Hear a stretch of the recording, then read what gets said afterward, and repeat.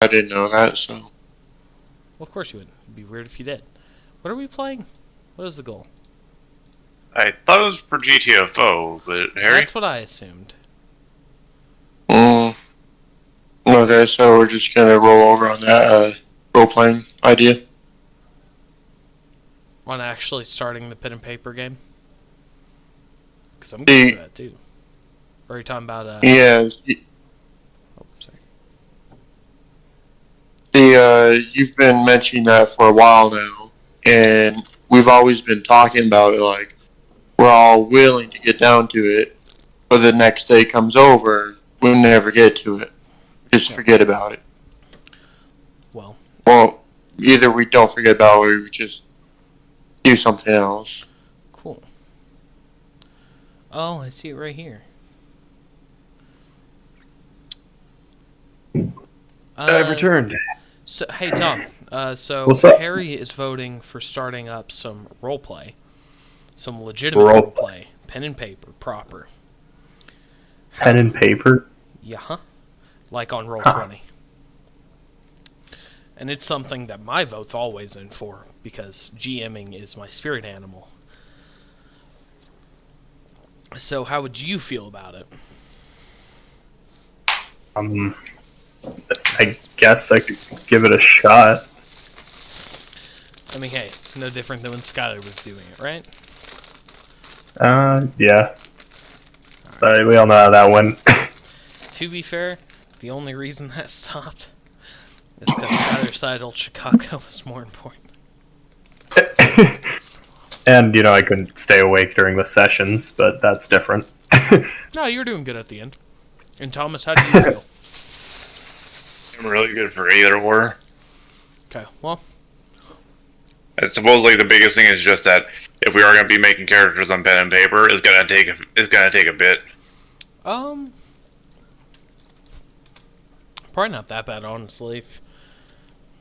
Just let me remember what my shit is, because I haven't been on so long. So, if we are going to be doing role-playing, then what kind of system are we going to be using? Because personally, I've been using Exalted recently, second edition, and I've been using that. Obviously, I'm going to be favoring that so far. Well, but that's my input. That's my opinion. Give me a second. I got to.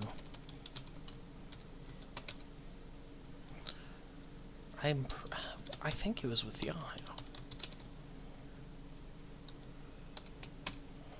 Yeah, it was definitely with Yahoo. Give me a second, because... Oh, why am I a dumbass?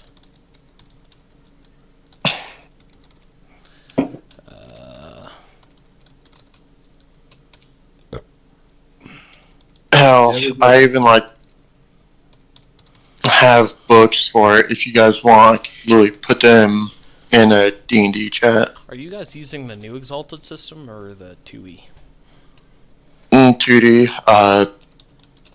John wanted to use 2D due to the fact that on the third edition, they didn't have any Fae books Oh shit! put down. So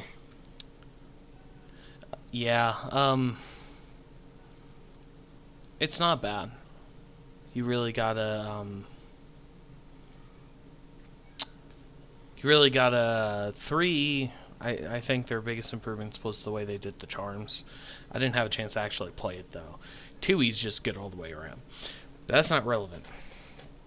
Cause the question is what kind of story would you guys really like to experience? Because Thomas mentioned he does not want to have fucking night terrors when he goes to bed tonight, nor does he want to try to walk around his house and have to load a Glock.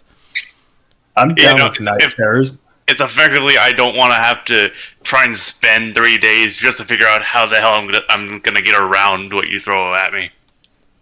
Just remember, there's always a route. That's rule number one. Is there's always a way. And normally when there's one, there's several. I don't like doing one-tracked kind of games. I like leaving it up to players to figure out how they like to do it. Well, I would like a heroic story, if you will, a way to prevent all end times for creation in this, world, the living of the world to come to an end or become smaller than it is already is, So you want, and something to add into their players' history and whatnot. yeah. If their history's that deep, you know what I mean? Yeah, I mean, I always reward good backstories, and I always try to incorporate them in and everything. So Harry wants a story with a sort of happy ending, at least, like one where there is actual success at the end of the tunnel. Well, either success or slight success, where we stop the evil coming halfway, but it still fucks up creation.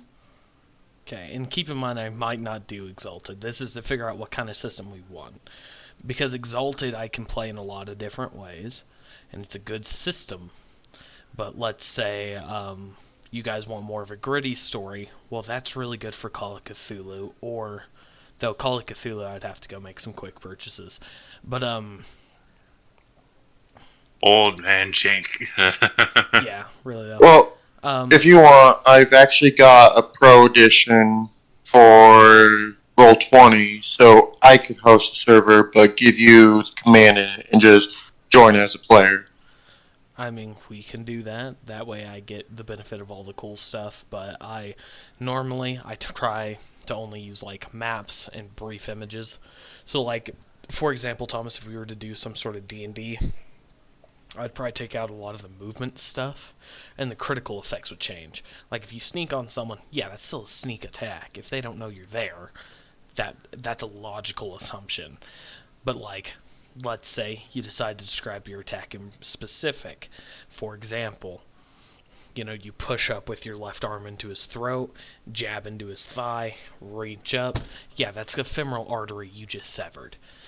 That in and of itself could be critical if they're not already armored and or resilient, that sort of a thing. That's a little obvious, though. They lost their movement and they're gonna die within a few turns if they don't get help.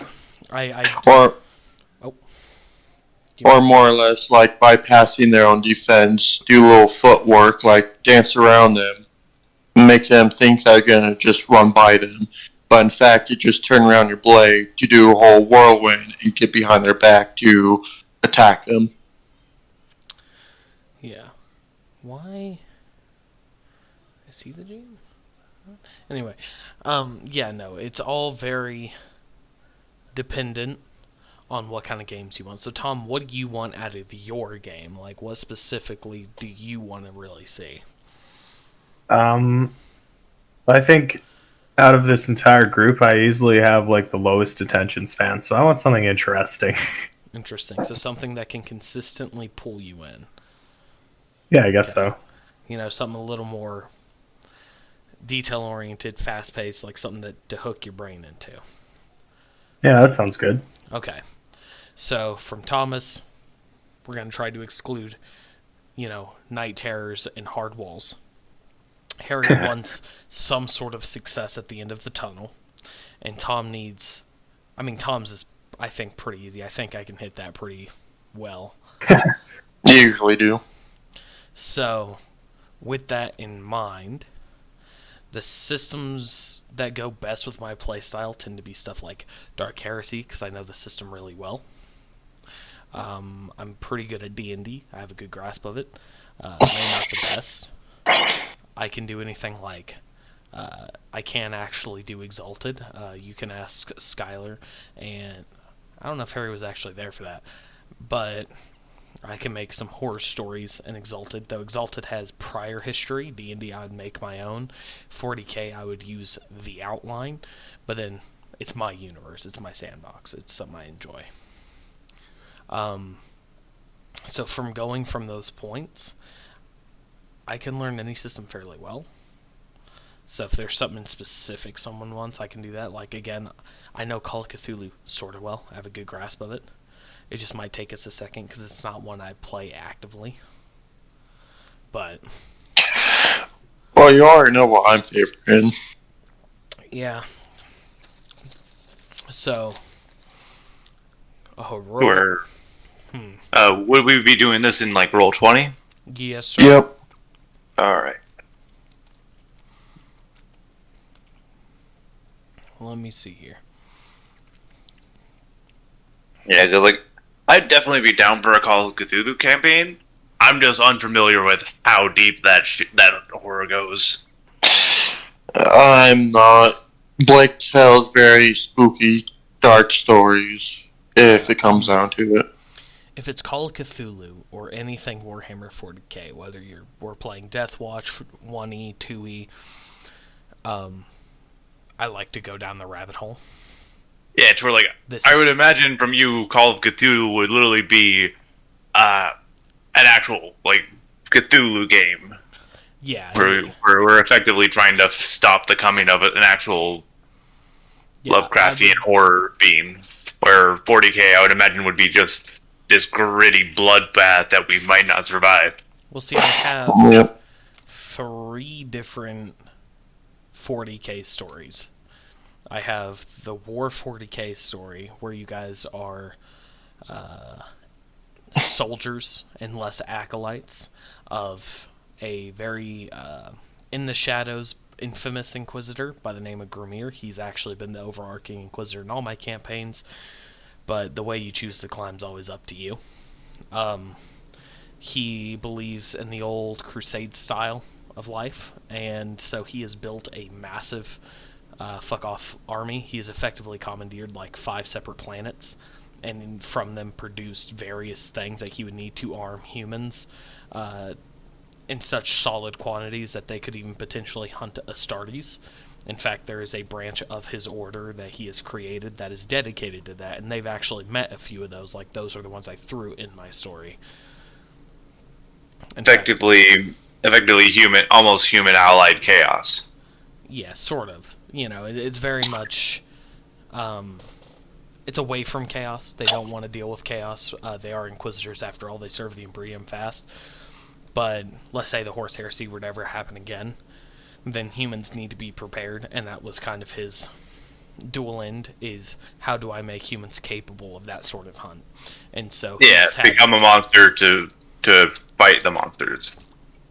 Yeah, except all these people were also like dead-ass human. They just specialized in solid amounts of teamwork, traps.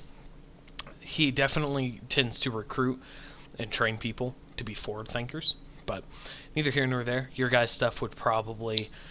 It's very planet-to-planet based, mission-to-mission based. If you were to do, like...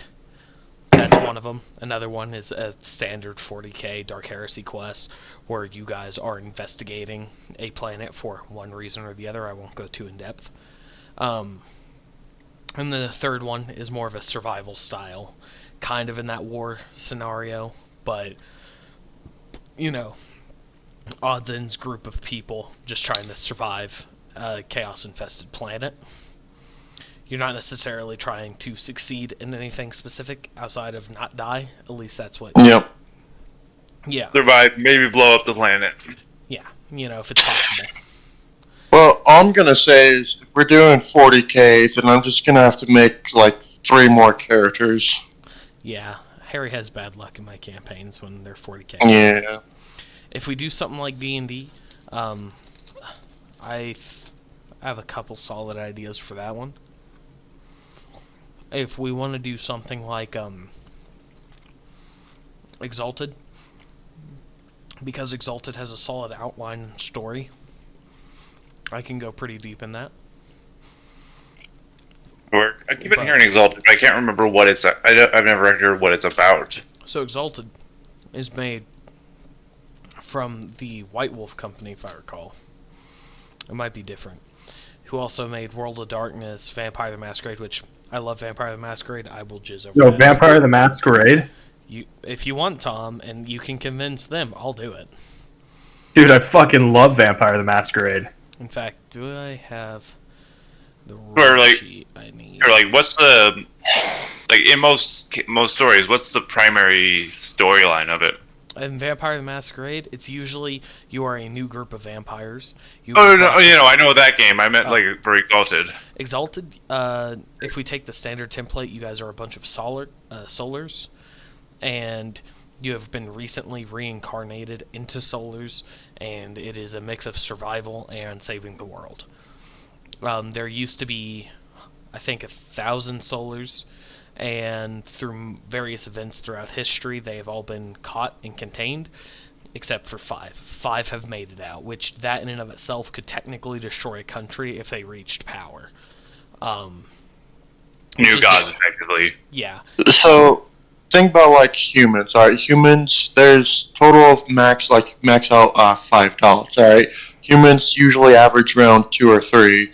Exalted could literally push themselves beyond that limit and reach up 5 easy. Yeah. And even go even further. Trying to see, because I have multiple Vampire the Masquerade books. So, like strength contests, if you try to punch a soul in the chest, it ain't gonna do anything. If they do, it's like taking 50 cal through the chest. I have Vampire Requiem. I don't. Oh, there it is. Vampire the Masquerade 2e.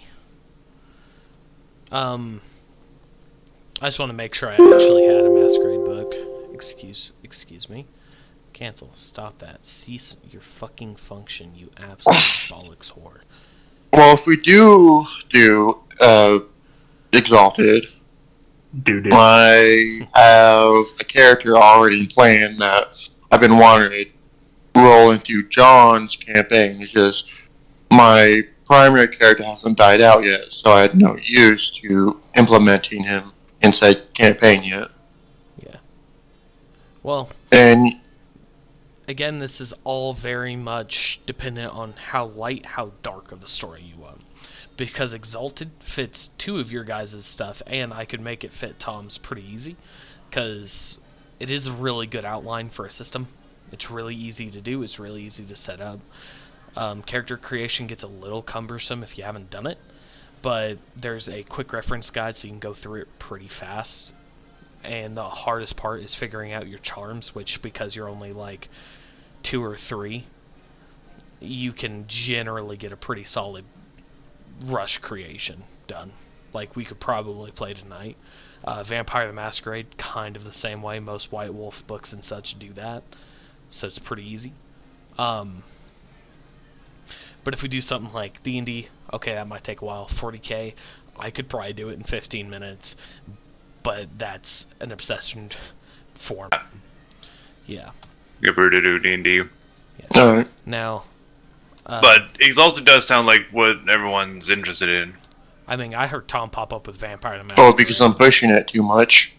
Fire Lord, or? Yeah, he was the first vampire.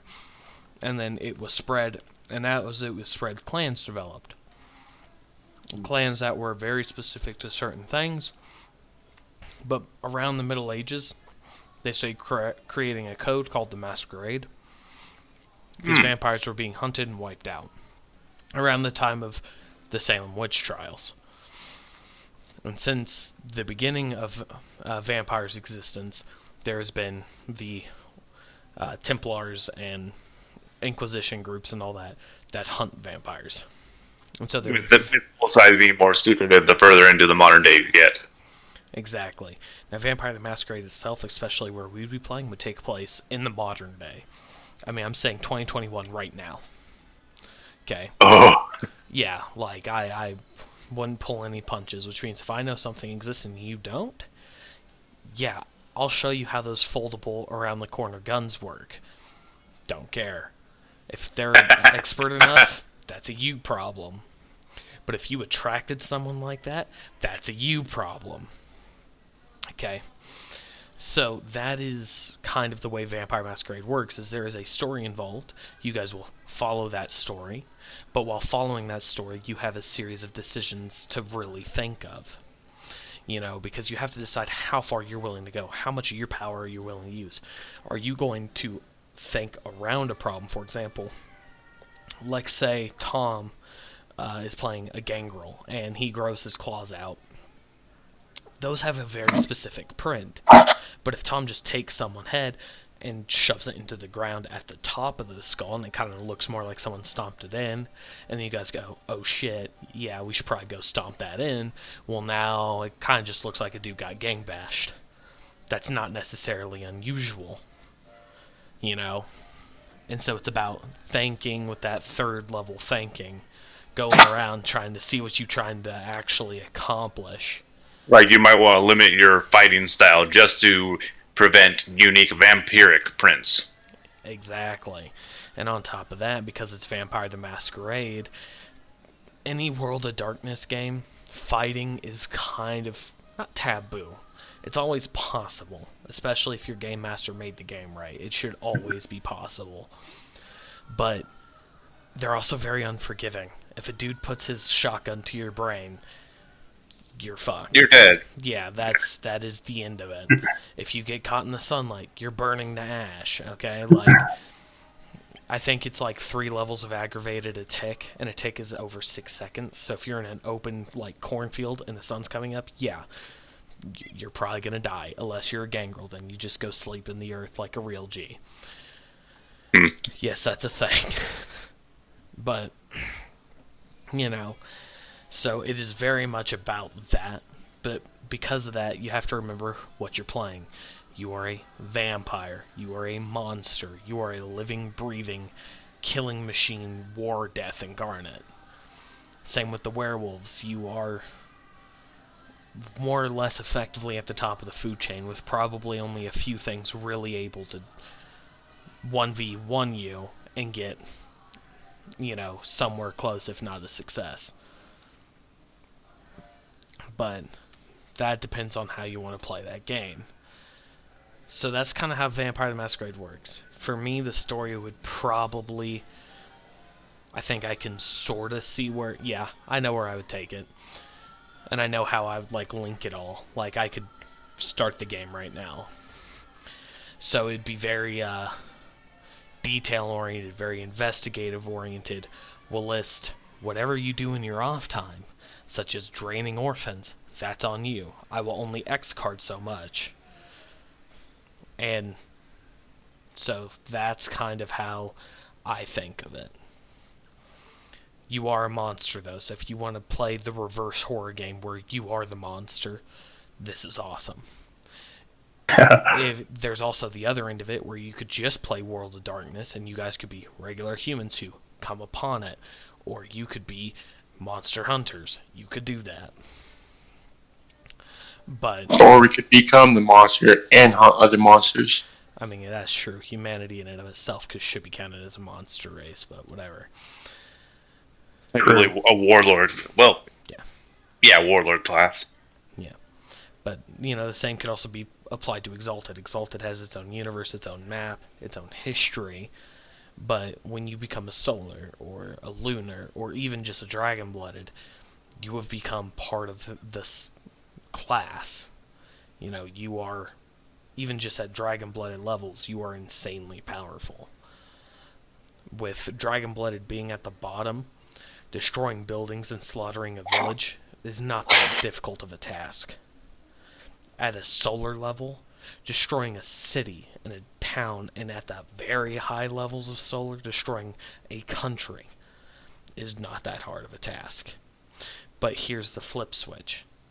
The extra and Exalted, and then I'll tell you the extra Vampire the Masquerade, is that there is a border to all of creation, which is what they call their countries, quote unquote. It's about, what is it, like 500 miles from both ends end, because this thing called, what do they call it in it, Harry? Chaos? Not chaos. The Wild. Yep. The Wild has turned the rest of reality to irreality. And the places that hasn't happened to have also been attacked by, like, the Abyssals, and who have turned, which are fallen solars. Like, think fallen angels, and that's pretty much what an Abyssal is that kind of style.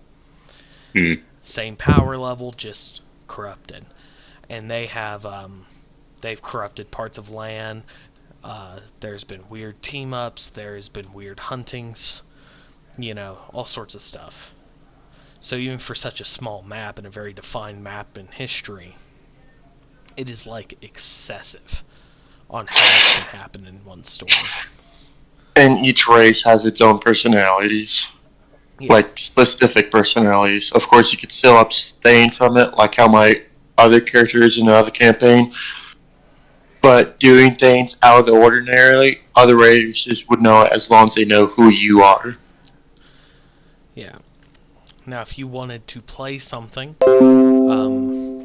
like Vampire the Masquerade, the catch on that is more of the vampires are not numerous, and they are also fully aware that they aren't. In fact, just to sire another vampire, aka to create one, you would have to get permission from your prince, unless you are part of the anarchist group. I think they might just be called the anarchists, but they specifically It's effectively they've been hunted so much that to create any new vampires risks effectively throwing a child in front of a child with a bomb in front of a police station. Someone's gonna track you down if they notice. Yeah, and that's very true. It's something you really got to think about. So depending on how you guys want to play, we can play any of those systems. And keep in mind, I'm willing to keep these sessions and games going for as long as you like. But they also don't have to go on forever. If you guys want to do a 10-week campaign, I can figure out something for a 10-week campaign. If you guys want to do a 4-week campaign, it's going to be a little fast-paced, a little hardcore, but I can do that. If you guys want to have a year-long campaign and make it a point to end it by, we'll literally just say this Saturday, so the second Saturday of September, or first Saturday actually, of September next year, we will do that. I will stretch it out the best I can.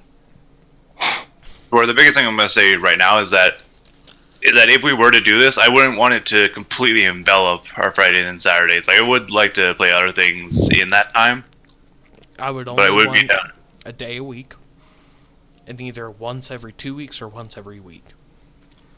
And see, that's what I've been doing with my D&D group till people stopped showing up. Then I said, fuck it. I usually had it where it's like once every 2 weeks. Yeah. Because I know that people have their own lives and, want to do other things. But the other thing is consistency. I'd want everyone there on that day, every time we're scheduled to do it, unless we've already talked about not doing it for that week or 2 weeks, whatever. That's my only big thing. Yeah. Because I like consistency and routine. And so I also got to know how fast I'm supposed to go. Because I can have a whole story written in my head in 20 seconds, but the details I might want to get hammered out over a couple weeks if I know I have them. But if we do this, I'm going to have to go buy a whiteboard, but it's whatever. So, Tom, do you have a preference of game that you would prefer to play? Like, do you have any full-on, I really want that kind of feelings?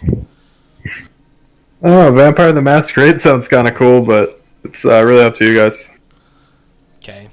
Harry, where's your vote at? You should already know Exalted, 2nd edition.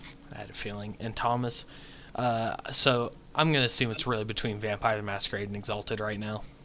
Yeah, which the one thing I'm going to say for Exalted is that the way you're describing Vampire the Masquerade makes it sound more politics based than actual gameplay. It's a mix of the two. Every action you have has a reaction, and Vampire the Masquerade is like the Exalted version of that. Like saying it is that extent. Because if you choose to kill a human, you better have a damn good reason why you killed that human. But if you decide to sire a human without your prince's permission, now you're really going to have to take some flack. And depending how the characters are written, a generous prince might just help you erase all tracks of this human. Say, this new vampire, this new kindred, this childer is your responsibility now. And you're just a child. So there's a lot they're going to have to be taught, and you're going to have to learn. Have fun. And leave you to your own devices. Whereas a more vengeful prick might say, you didn't listen to me. Why didn't you listen to me? And then just kill you. Because it's to prove that point. But that's also on you. Like, let me make sure. Yeah, and it's because of that I personally would prefer to do an Exalted campaign. Okay. Because it sounds a little more loose with cause and effect. To some degree. I mean, the way I tell my stories will always have that cause and effect. But Vampire the Masquerade is definitely less strict about it, I will say. Or more strict about it. Exalted's less strict. Because you have to realize, if you walk into a town, Solars are hated. They are a hated race. Okay, there's a reason there's only 5 of them left. In your guys' case, it would be 3. I have a question though. I've been told from John's side that they haven't really been in prison that much, and more or less that they're just roaming around wherever they may be. Exalted? And there's not 1,000 of them. There's 3,000. It may have been 3. I don't remember the number. But you have to remember, I did all this reading in 5th grade. The fact I remembered more than 100 is pretty impressive. Yeah. But like, I remember John told me that there's 3,000 solars and the exact opposite with lunars. Yeah, there's 3,000 of each. The thing is solars have been whittled down. Either because they have been taken to the dark side and become abyssals, which, until that abyssal is killed and the soul fixed, he will always also reincarnate as an abyssal, which we actually could also do an abyssal campaign. That one's pretty fucking hard to set up though, just because of the way they are. But in that exact same thread, a lot of them have been trapped in a soul jar as a payment, more or less, between the gods. I'd have to brush up on my solar history, but that is the thing. And then, then you have these very few left. There might be 100 to 200 roaming around, depending who writes your campaign and who cares. Because in my case, I probably would say, yeah, there might be 100 or more solars, quote-unquote, roaming around. But how many is them for you? How many are actually vengeful solars? How many are abyssals? How many have been otherwise corrupted or sold? But, so Thomas, final vote. I would like to play some Exalted. Okay. Tom, you're cool with that? I don't really care. Wonderful. Fantastic. Let me open this up, and then after that, I will send it your copy. And then next campaign, I would like to do some good old-fashioned Vampire the Masquerade. Oh. Oh, Harry, do you have the 2E Exalted PDFs? Yeah, your father, Danny, sent me them through email. Just give me a second. Yeah, no, you're good. I just wanted to make sure. Oh my god, the amount of nostalgia I had from fucking opening that. Holy fuck. Oh boy, I was not ready. Okay, so let me make this game right quick. Unless Harry wants to. I don't think Exalted it matters too much.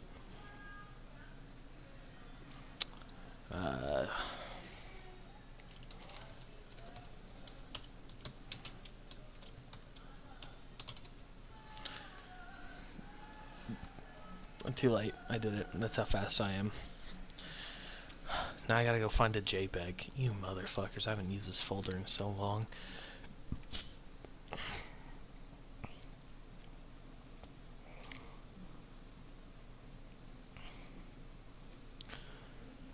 Okay. I have to find one that kind of fits too.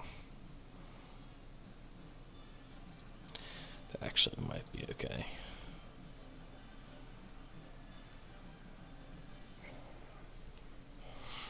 They don't have music anymore.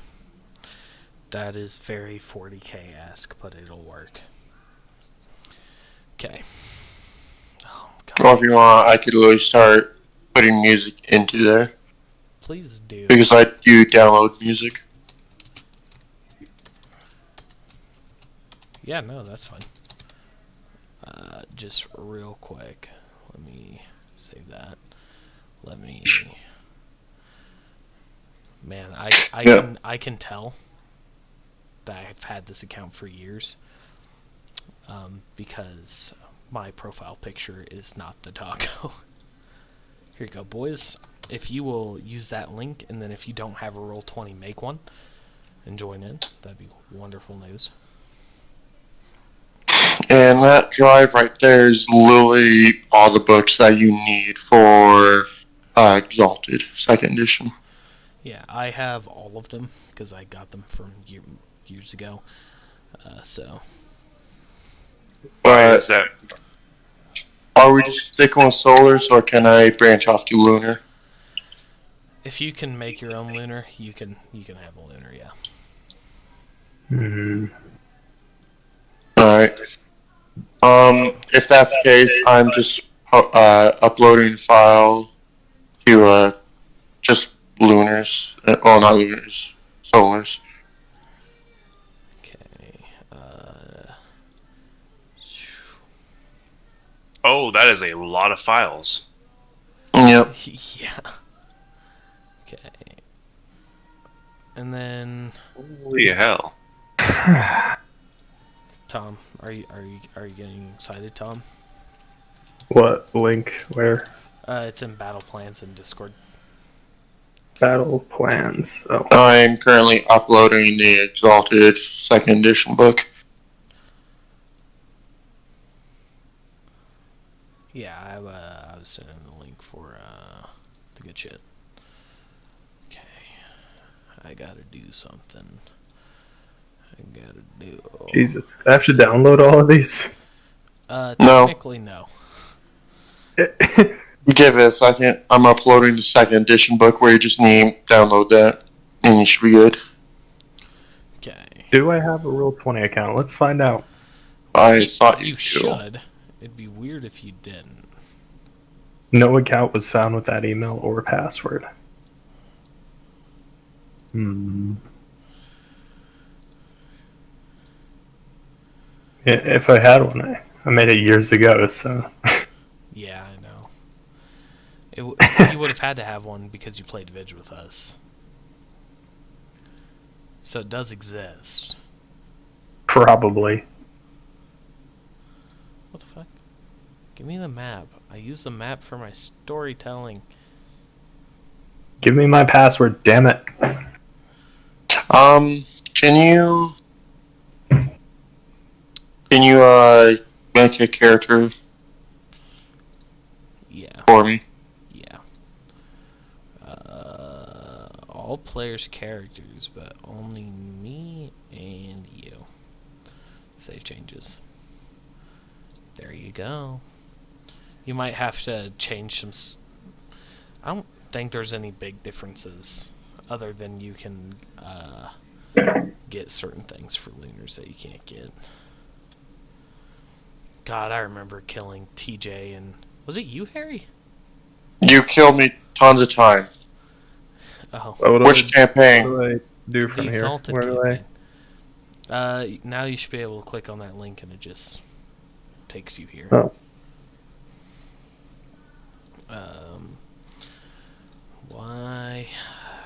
Link. Let me go find a different one. Creations falling. Creation. Hours played. 1,200 hours. Have I really had 1,200 hours? That's impressive. Yes. It's okay. Skylar has me beat by about 5 times that. I think he's still growing it, actually. Jesus. I bet he could practically speak in HTML. Yeah. Yeah, no, I'm fairly certain. What I'm doing is literally copy and pasting of what my other character is. I was planning on doing. How do I check my 157 hours played? Dear God. Oh, that's so many. Wait, where do I check that? In your profile? If you somehow have more than the rest of us put together, I will be fucking surprised. I should have less than Harry. Harry only has quite a bit, so I don't know if that's necessarily impressive or not. When I say print screen, do you think that means don't print screen? Yes. Print screen. Fucking print the screen. OneDrive. Print Right, the let's goddamn see. screen.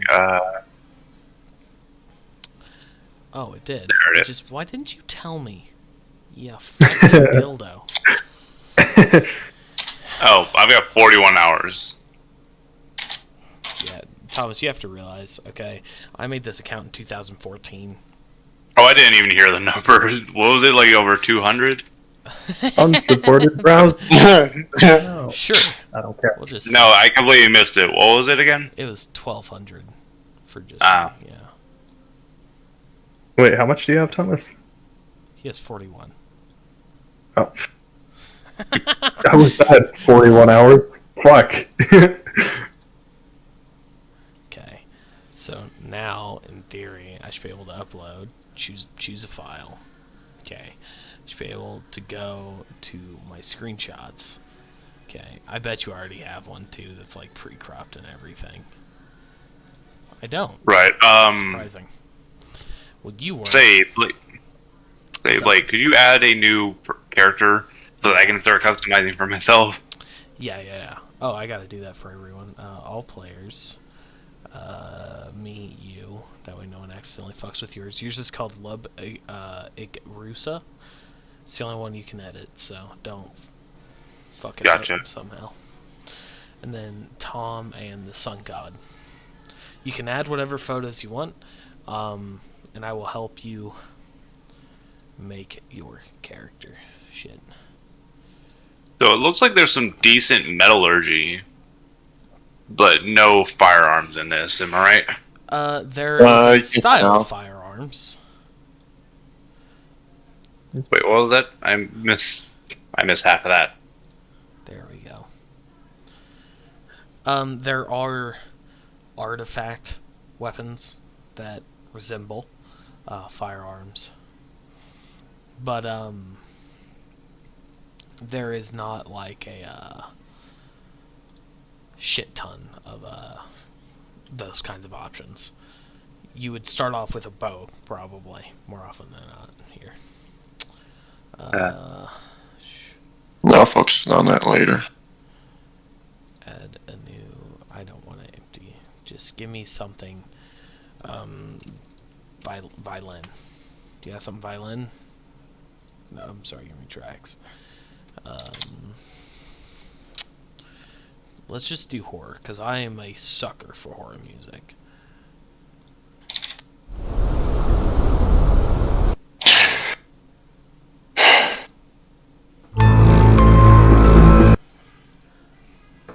I need to see what kind of excellency that is. I don't know if that's important yet, but we're going to use that. Oh. Shit, that's a little bit loud. Oh, it's coming from your side. Anyways, I've got the 2nd edition map as well as the 3rd edition map, but I found out that the 3rd edition is 2nd edition. It's just a little bit larger. Yeah. I think because they make some progress in pushing back Wild. But for right now, assume this is the map. Well, this map is quite smaller. It's quite smaller than the 2nd edition. Well, it cuts off a little bit, but this actually came from the 2e book. So if there's a different one. Also, I'll upload it. also assume, however, that coming from like Whitewall to Inra is probably at least 30 miles. Like, honestly, you could probably assume that every square is 30 miles. And 30 times 24, and that is probably roughly what you get for actual Exalted. By the way, the first map is the second edition. Second map is the third edition.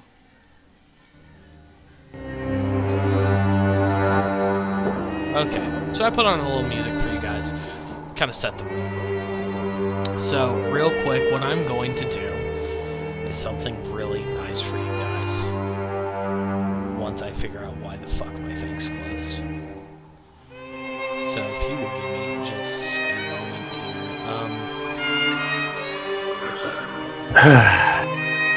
Tom, how you doing, bud? Yeah. Bored. Bored? Let me fix that. So today we're going to make some characters. And then I will try to get us into some basic storytelling so we can sort of get a glimpse of what we're doing. Ooh.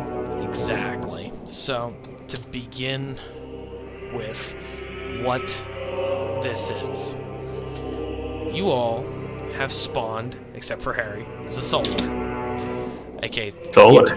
Yes, sir. Yeah. You are the powerful at the top of the castes, and though you may be green and new and having to learn, you are considered probably some of the most powerful beings in existence under gods themselves. Oh, yeah. And even some gods are weaker than you are. Okay. So... Fragment Vichu. Ooh, indeed, my friend. Okay. Oh. So, why is that important?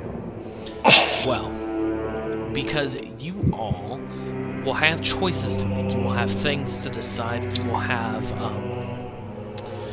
how to put it in not decent terms. You will really have to decide who you are and what your role in this world is. So, I'm going to crop you guys some images. That will be your character creation. If you need help, me and Harry will be here to help you guys. And I will put them as handouts so that everyone can see. That way you can open it up and get to it. And then I can give you some photos and such as well.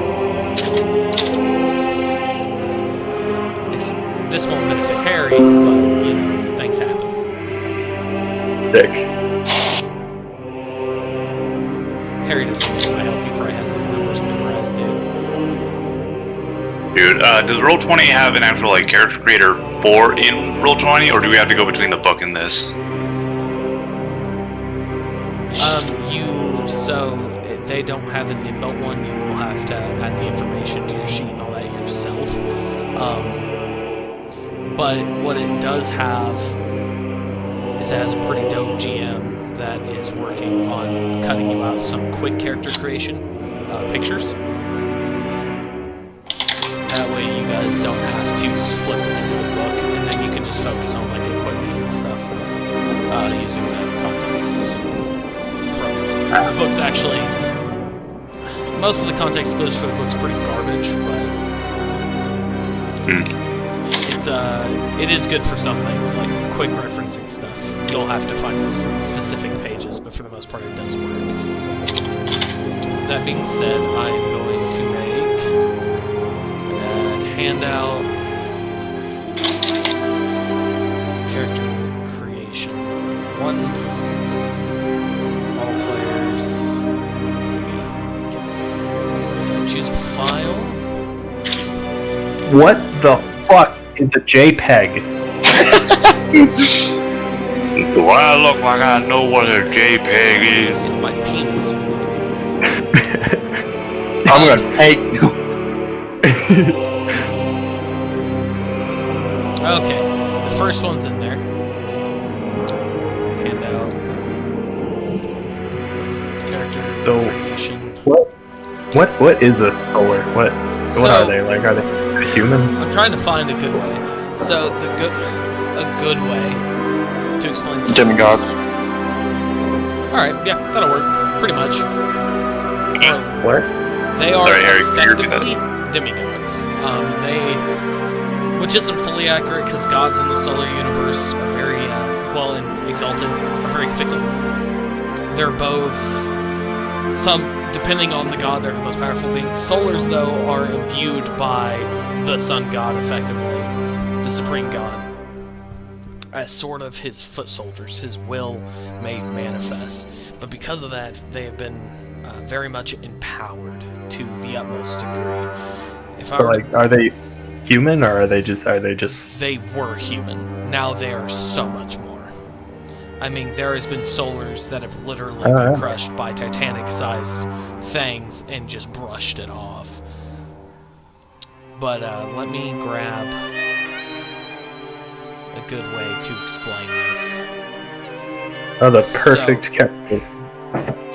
Anathema, aka solars, okay, are conduits of spirits.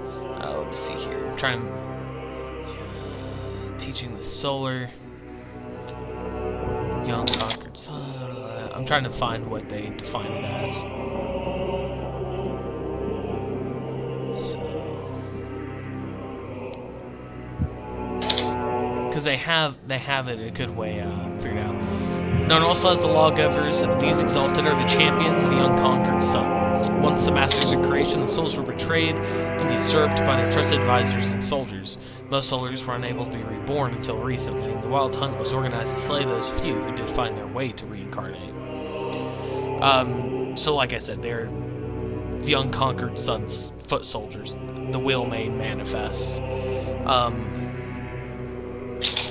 Their biggest thing is the fact that at certain levels they have power to shape creation, not just historically, but I mean literally.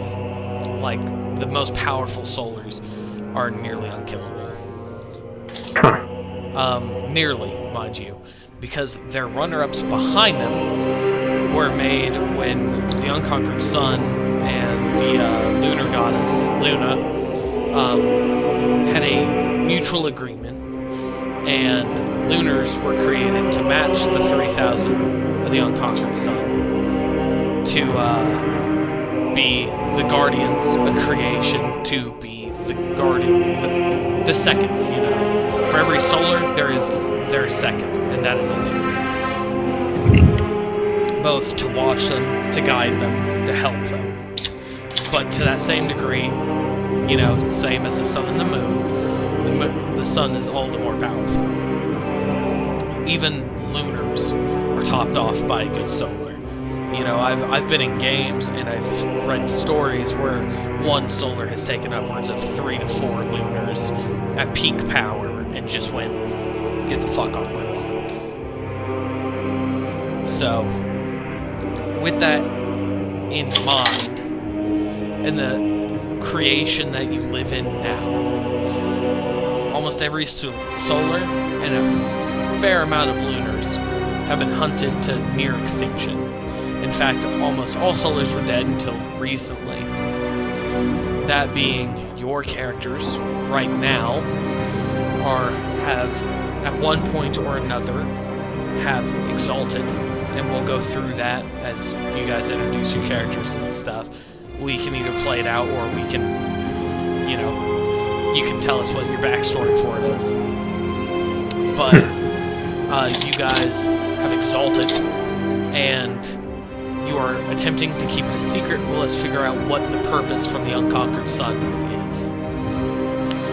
Now, in this situation, I've already created 3 different angles of which you guys could work together, separate, work together and separate, attacking different goals and angles, as well as different paths that you could approach for that. A good example of that is there is a very unhealthy government in place right now. This government being that of the Dragon-blooded. Though they aren't tyrannical, the way Solars became, they do not have the power to protect the people and defend their homes and keep back the wild all at the same time. Their power is weak and thin and unguided. Now, are there powerful dragon-blooded in the ranks? Yeah. But the politics of it all has been, well, exuberant. It has caused so many fucking problems. So as of right now, that is one goal that you all could even share. I will let Harry's goals be defined because lunars are fickle things, just like the moon. Right, to where, like, the first thing we need to do is we need to select our cast. Indeedly. So every cast is a different, are different at very separate things. A good example of this is the Dawn cast are the main warriors of all of them. Whereas, And I guess I'm gonna stop really quick, just to be confirmed. Like, when using your powers, like the little symbol appears on your forehead. yep, it appears on your forehead, and it, depending on the power, it can even start to spill out of like your body. Because every time you use a power, you have to use a thing called essence, and essence has a nasty habit of being Alerting. Yeah.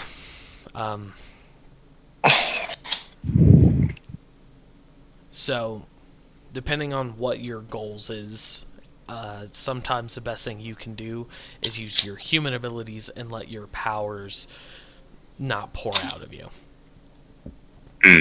I mean, the Unconquered Sun, to some degree, chose you because you are not dog water. So, yeah, choosing your cast is an awesome place to start, obviously. And it depends on what character you want to play. If you're new, there's the three basic routes. Like, if you want to play a wizard, you want to play Twilight. If you want to play warrior, you want to play Dawn. If you want to play influential, Zenith is the way to go.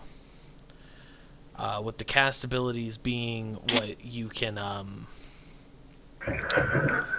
what your cast is particularly good at doing. For example, for a Dawn cast, it's archery, martial arts, melee thrown in war. War being your ability to motivate your men, command them, understand strategy. Whereas for a Zenith, it's integrity, performance, presence, resistance, and survival. They tend to be more of the priests and very much follow in that influential role. Knight is obviously like your assassin, and Eclipse is your diplomatic individual. Okay. And then what about the Twilight? The Twilight is your sorcerer, your mage. Ah. Yeah. The other thing is they all have different powers depending on the cast. Should you decide to flare yours, they all do something different. Like if you were to choose the Diplomat Eclipse, they may use their animus to sanctify oaths and contracts and to provide diplomatic immunity when dealing with spirits, demons, and fair folk. So like they wouldn't be attacked by fair folk without first having parlay or reason. But in the same thread, they can create a contract that is unbreakable unless you want, like, the gods to fucking hate you and want to murder you. So. Let's see. That 10-minute track already gets stopped.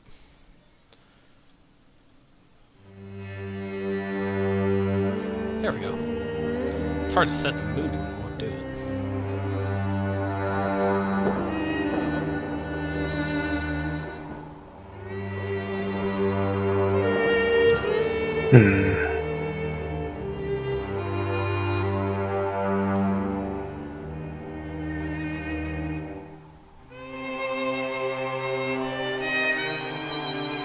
All right.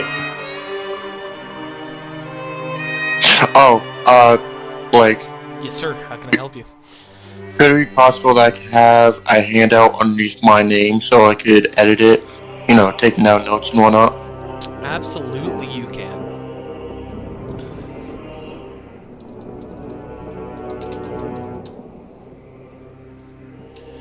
Shoot. Right, Zenith class, where was that set up? There you go, Herbert. Thanks, mate. Absolutely. Harry, would you be Minos Prime? Minos Prime. Oh, is that Tom's? I'm already getting ideas, dude. You know what? That makes me happy. So you must be Bogdan Sergev, Harry, because I should have known that. That is your name. Yep. Alright, Cass. So, a character that hasn't been deployed for a long time. Yeah. No, that's a big. That is a. That's a very interesting character that I see you're working on here, Harry. Oh dear. I nearly have him fleshed out. I'm just looking over a couple things. No, you're fine, man. I honestly love playing. It makes it a lot of fun. So how do I move my character forward? Do I just write shit in his bio, or are we not there yet, or what? You can write shit in his bio. The first thing you should do is you should open the different handouts and start following them. For example, once you've chosen your concept and your cast and motivation, so like, and noting the powers for each anima, which since you can access them here, it's not as important. You should work on your attributes, prioritizing the 3 different categories of physical, social, and mental. The primary attribute that you choose, so let's say you choose physical, will get 8 points. The second one will get 6 dots to put in there, and the last one will have 4. And this really fleshes out your character early, especially because, yes, with bonus points you can go and add to those attributes. It's very expensive though, it might not be worth it. So if you're okay with having a dumb character doing physical, social first, it might not so be bad, because when you do mental you only have 4 dots anyway, so it's not necessarily a big loss. But if you want to be a fucking genius, well, now you might want to put 6 there, put the 4 in like your strength, but you're a war cast, so probably maybe not. So what do I have to do? Check these boxes to change their attributes? You check the box, or you see these little dots. You see how I'm on your character sheet. Yeah. So that in that one, you can choose whether to have 8, 6, or 4 extra dots, meaning 8 dots to add on top of these preset ones. Okay. So there we go. you want this to be, since you're a dot cast, you might want to put all of your 8 dots in that one, and then distribute it. Meaning, so you already have the first one, you don't pay for that. 1 dot, 2 dot, 1 dot, or I'm sorry, 3 dot, 4 dot, 5 dot, 6 dot, and then 7 dot, maybe even 8 dot, if that's the way you want to go. And keep in mind, every dot you have in a category is a D10, with successes being 7 or higher. Alright. Oh, and would I be poking holes my character lived for nearly 100 years? No, that's fine. Just because you have an old character who's been exalted a while doesn't necessarily mean anything. For example, you guys, like I said, if you just want to assume your characters have exalted by this point, you can either share how that happened. In my case, you might actually just want to make that part of your backstory. And then save that for later, because that could also be important. Like if you exalted in the middle of a big city, okay, that might be a real problem, especially if you ever have to go back to that city. Well, I'll tell it in my notes because it's going to be demonstrating my backstory, my future plans of how I want my character to shine out, as well as the current dates, or more or less the current events that the character's going through, like our sessions. Yeah.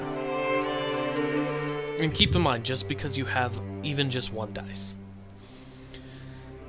I believe any success can constitute some amount of it. Just because you may not meet the difficulty check does not mean you completely fail.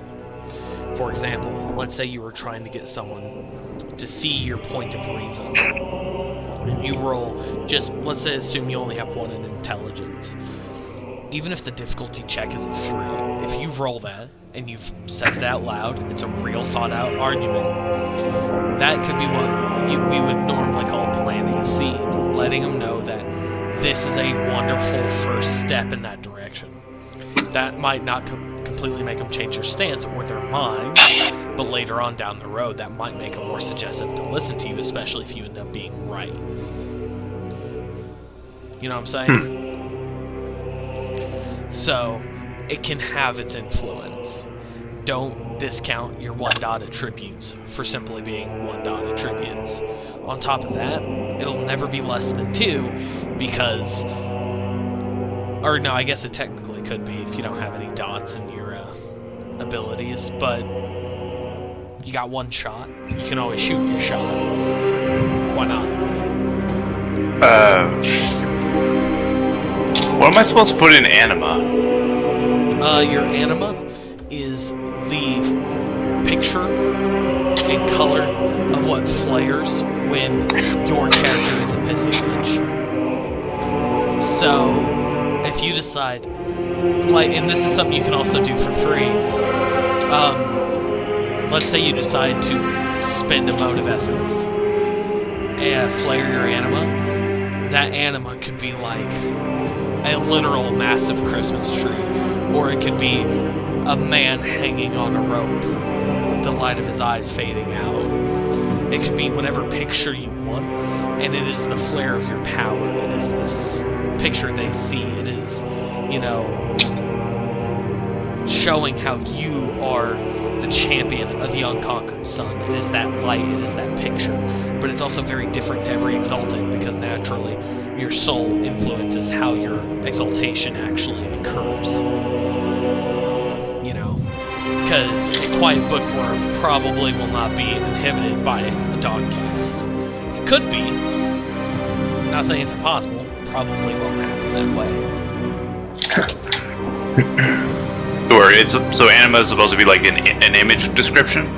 Pretty much. You want to think about what it is, though. And I prefer if you guys take it serious, but if you don't want to take it serious, you know, it's whatever. Like, if you technically want to flare a dildo every time your character uses an ability, I can't technically stop you. But, you know, if you're trying to scare off a warhorde and you're using your anima to do it, having a dildo probably won't scare them off. It's something to kind of think about, because that could also then maybe even raise a difficulty.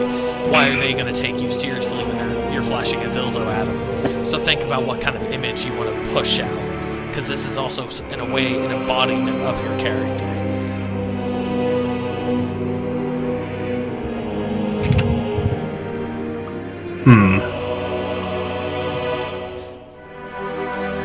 Interesting. What? I'm just going through the various character sheets so I can see what I'm working with. Yeah. At least one must be in each favorite ability. None may be higher than 3 without spending bonus points. I forgot I came up with So how another... do abilities work? How do I choose my abilities? What do you mean choose your abilities in specific? Like, how do I distribute the points without, like, fucking it up? Okay, you're looking at your favorite abilities? Yeah. Okay, so you have cast abilities. You're a Dawn cast, so that means you should have a check mark next to archery, 1 next to martial arts, 1 to melee, 1 to throw, and 1 to war. Your favorite abilities is another 5 that do the same thing, and they can be any of your choice. They just can't be the same ones. Okay. And keep in mind that shapes your character too, because whenever you spend experience or bonus points, these will be the cheapest options. So that's 10 abilities to define your character properly.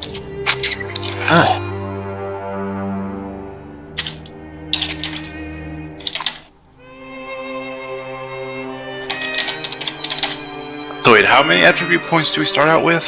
Attributes, it depends. For physical, so strength, dexterity, stamina, if that's your so you get primary, secondary, and tertiary. Each section, so strength, dex, stamina, is a physical category. Charisma, manipulation, appearance is social. Perception, intelligence, wits is a as a mental. Hi, baby. So depending on how you divvy the importance of those, so 1, 2, 3, you either get 8, 6, or 4 points. Oh, okay, 4 of those one. Sure. Wait, You're gonna start up an Exalted campaign. It's the type of system it is. From the book, it is.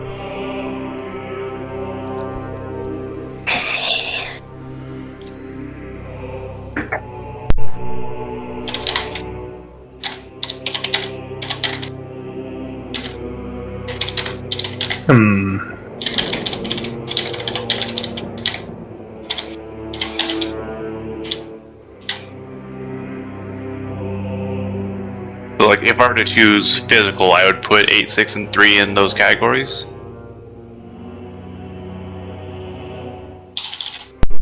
So if you were to choose physical as your number 1 priority, you would put 8 total dots between those, with the first one not counted towards it. Right? If that was to be your third one, that would be 4. You know, does that make a little more sense? So are 8 points for the primary, 6 for the secondary, and 4 for the third? Yeah, but that is towards all 3. So like strength, dex, and stamina is one set of attributes. So that can either get 8 points between the 3, 6 points between the 3, or 4 points between the 3. Oh, like how there's 3 columns, and depending on what so if I choose physical, the first set, I would be able to distribute 8, but then like charisma, manipulation, appearance, I'd only get 6, and then intelligence, wisdom, and perception, I would get 3 points, or 4 points. Yes. Give me 1 second.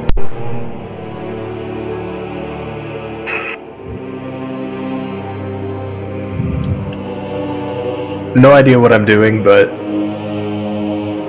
this is pretty cool.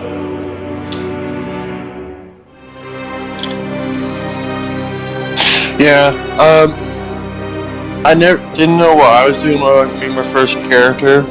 I just pretty much based all my stats off what I thought they were, which I kind of fucked up on. But let me tell you something, strength is when you hit the target, so if you do, like, hit it, it's gonna deal damage, but dexterity gives you the accuracy of hitting said target, you know? I'm so confused. You'll learn along the way, but it's mainly like, you have to go into detail or just experiment along the way. And just to confirm, the first dot does not count towards those points in attributes? I would say yes, but this is Blake's campaigns, and I wasn't paying much attention when he was talking, so... Yeah, I think that's what he meant. That the first dot's still there, but... The first dot does not count towards your 8, 6, and 4. Because technically, obviously, unless you were like literally straight out the womb, but you obviously couldn't exalt like that, you have some degree of perception, some degree of intelligence, some degree of words. Plus, I'm not going to make you waste 3 of your dots when you only get 4. You do you start with 1 for all your attributes. But yeah, to answer your earlier question also, yeah, strength, dexterity, stamina counts as 1 set of attributes that all start with 1 dot, and then you can either assign 8 extra dots to those, or 6, or 4. And you have to do that across physical, social, and mental. So, and then, Tom, did you get your abilities figured out? I can't decide on the last one, but no. Yeah, what's I mean, it looks like you got a good thing going here. You, me or Tom? Tom. I'm looking at his.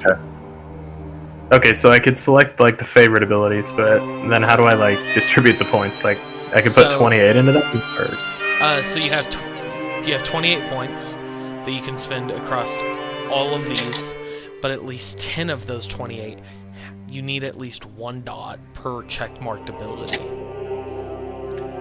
Because obviously it's favored, so yeah, you have to put at least 10 points between those 10 abilities, and at least 1 has to be in every favored ability. So, yeah. So there's 25 abilities.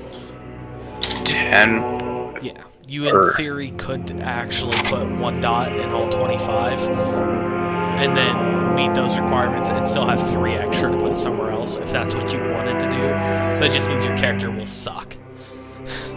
Because you'll be too spread out. You have to think about what you want your character to be specialized in. And you can eventually broaden that out later. Okay, so, and none of them can be higher than 3 at our start. Unless you spend your bonus points, which you only get 15 of, and you'll see that on the second creation as to what all that is. Like, if you wanted to do an ability that isn't favored or cast, it'd be 2. If it was favored or cast, you would only have to spend 1. But you only get 15 of those. And you might want to spend at least 1 on Essence, because you only start off with, I think, 2 Essence, if I recall. Essence. Well, look at personal Essence is Essence times 3 plus 1. Oh, so your Essence just starts at 1. Nice. It says. Oh no, record Essence is 2.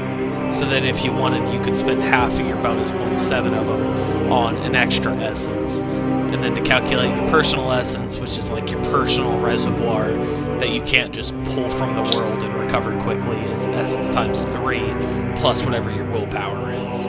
But you gotta do your virtues and shit too, so you're not even that far yet. So, I guess, Blake, just to confirm, so Yes, sir. with the abilities, I get 28 points, but I have to put 10 of them into whatever the cast is? Whatever your favorite is, has to have at least 1. So the ones you chose, not the ones that was chosen by your cast. At least 10 of those has to go into your favorite. You can technically, you don't have to put them all in your cast. I actually just looked. But obviously these are your cast abilities. It is actually beneficial to do so. Sure, like I would check mark the box for favored. Yeah. Okay, so I select 5 favored, but they don't have to be in the cast. Okay. Yeah. And then 10 of the 28 points must be from cast or favored abilities. Yeah, it should. I'm gonna say cast or favored. At least you should probably at least put a point into, especially your favorite. It says you have to. The first point counts towards the total, right? If it's in your favorite? Yes. Yeah. Yeah, no, Tom, I told you wrong. Technically, if you wanted, you could have 0 dots for all your dog cast abilities. That just might not be beneficial, especially not for this campaign. Unless, like, in your case, I see you have martial arts, melee, throw, and archery. Those are all cast, so if you wanted to, you don't have to have that point in archery. Oh, how do I take that off? If Same. you press that. And martial arts would be like handheld weapons. Yeah, it'd be hand-to-hand or martial arts-based weaponry. So like a bow staff, there's a chain staff. There's a bunch of different ones. Melee's obviously like I pick up a stick and hold it in both hands and do a long sword style slice. Like that's going to be a melee based thing. Yeah, no, because I can already figure out like the basic lore is that like my guy was the son of a farmer who, what do you know, that farmer was part of the Zenith religion that got set up. So, but your character's father was a solar, who either that or connected to the religion set up by the Zenith Solars. All right, I could see that. So your father, I definitely want you guys to write some backstories for your characters because that actually sounds really cool. Yeah, like I'm gonna favor martial arts because a tool I do know about, especially for this time, that would work amazing for this time period, is effectively a hoeing tool. However, you know how some of those tools get thicker at the head and shorter at the handle? Yes. But the actual hoeing tool would have been effectively something that I could slip in and push to the back. That way, when it's usable, you go into the ground, you pull, it still holds still. But if I were to use it in battle, I could literally just pop the head down and off, and I have a club. Alright. Advantages. You know what, since I'm here, let me go grab the page numbers for weapons. Or it could be like club or similar to a pickaxe almost. Fuck. Trades, jargon systems, charms and sorcery, storytelling. You good, Harry? Oh yeah, I'm just signed because I'm literally writing a lot down right now.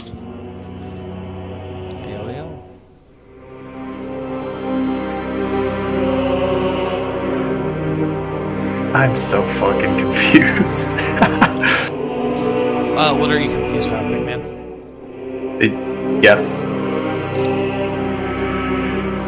Don't worry, we'll get to all that. But that's why we're going through step 2, step 3. So did you do your step 3? Did you distribute all of your 28 points? Yes. All 28? I think so. Let me count again.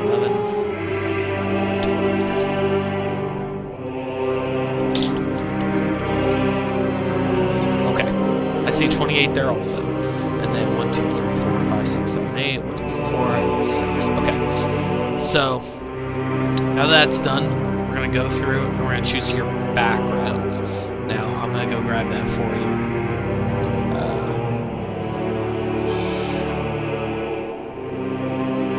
Actually, give me a second. That way, if anyone wants to see background stuff... Oh, I guess I'm also literally streaming this, but whatever. I don't care. Fuck you. Wow. How do I share my screen? Oh, I don't know if you could do it in a group chat, can you? Yeah. Oh, yeah.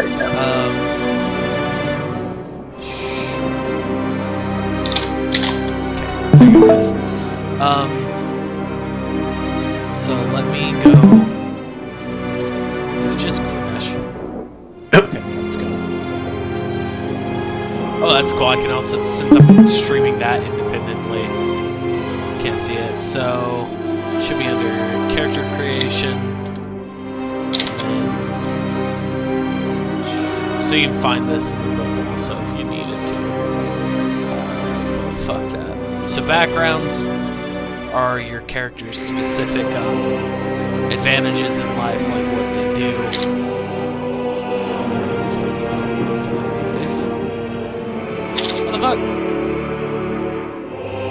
Oh, they're right here. They're in that second window. So you get 7 points to distribute amongst all these backgrounds. Keep in mind that the character you make, that this should be very specific. For example, if you are a dirt poor fucking, solar who was a farmhand before he exalted, he's not going to have a color. If you have a familiar, you might not get your familiar right away. But if you're a war leader in a town, or like a captain of militia, or even if you're just part of the militia, like a sergeant, you might have some followers who look to you for help. Allies are the more powerful versions of that, people who actually could help you, like a governor of a town, or a barmaiden if you only have 1 or 2 dots, stuff like that. Artifacts, anyone can technically get. This gives you the ability to get the artifact stuff. It could be like even an artifact weapon given to you by your great-great-granddad, but naturally I'm going to have to improve it. Backing, just like it reads, standing and rank in an organization. That means you could benefit from that organization, even if you don't have allies in there, just because you're part of it. Contacts is usually informationally based, or like smuggling, black market sort of stuff. Influence, you're pulling the pull in the world around you. You could technically get that from backing, but it'll only be people who understand who and what your organization is. So like you may be able to get resources from your back organization, or if it's like a mafia, you might be able to get influence in areas where that mafia is well known. But influence would be your personal reputation, not that of your organization, meaning it would apply more or less everywhere. A man's is pretty self-explanatory. It's pretty much a safe house. A mentor is a good teacher and instructor. And then obviously resources is material goods and money. If you have like a resource of 3, you are not a poor bitch. If you have a resource of 1, you are definitely above average. 2's like upper middle class. Like in this world, it'd be like you make 24K a year. You know, you have a good house, maybe a good couple horses, a good piece of farmland. You know, you're not broke. Whereas 3's like, okay, you're definitely middle class now. 5 is like, holy fuck, where'd you get all this? Fuck! I just realized where I pulled my character concept from. It's effectively the stereotype of the father gets killed, the son comes back, and effectively sees the carnage, and either runs or tries to pursue run from or pursue whoever did it. A vengeance quest. Hi, Indy. Almost a survival vengeance. Interesting. That's how my story is. So I don't really know what I want to do for mine. Sure, I can elaborate further, but yeah, I'll be back in a minute or 2. So when setting up your background, Tom, because I think that's the next thing you have to do, keep in mind you can only put a maximum of 3 points in specific backgrounds. This might be one of the few occasions that you would actually want to spread them out a little bit more. Because like having a 1 in an artifact, having 1 in allies, having 1 in context, having 1 in familiar, having 1 in follower, might actually not be a bad thing. Just keep in mind, how do you pull that into your character? You know. Okay, I just typed this in. What my background is.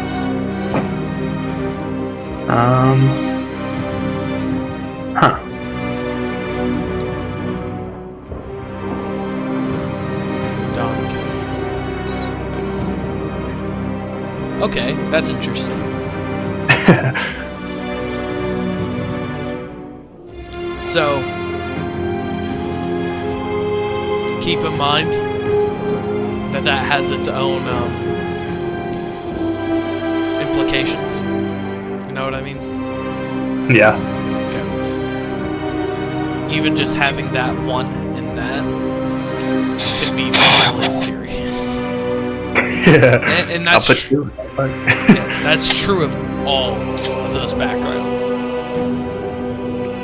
Because like even though a 2-dot artifact doesn't sound particularly good, that's the difference between like a nice knife and, you know, a fucking greatsword in this game. Like at artifact like 3 or 4, if you have the capability to get them, you could get fucking grenades.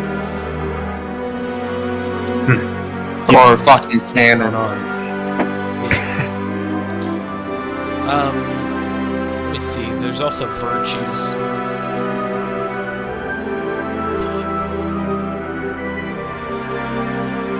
I keep forgetting, like, this game is so easy to start and run, but, like, it's so time-consuming, too.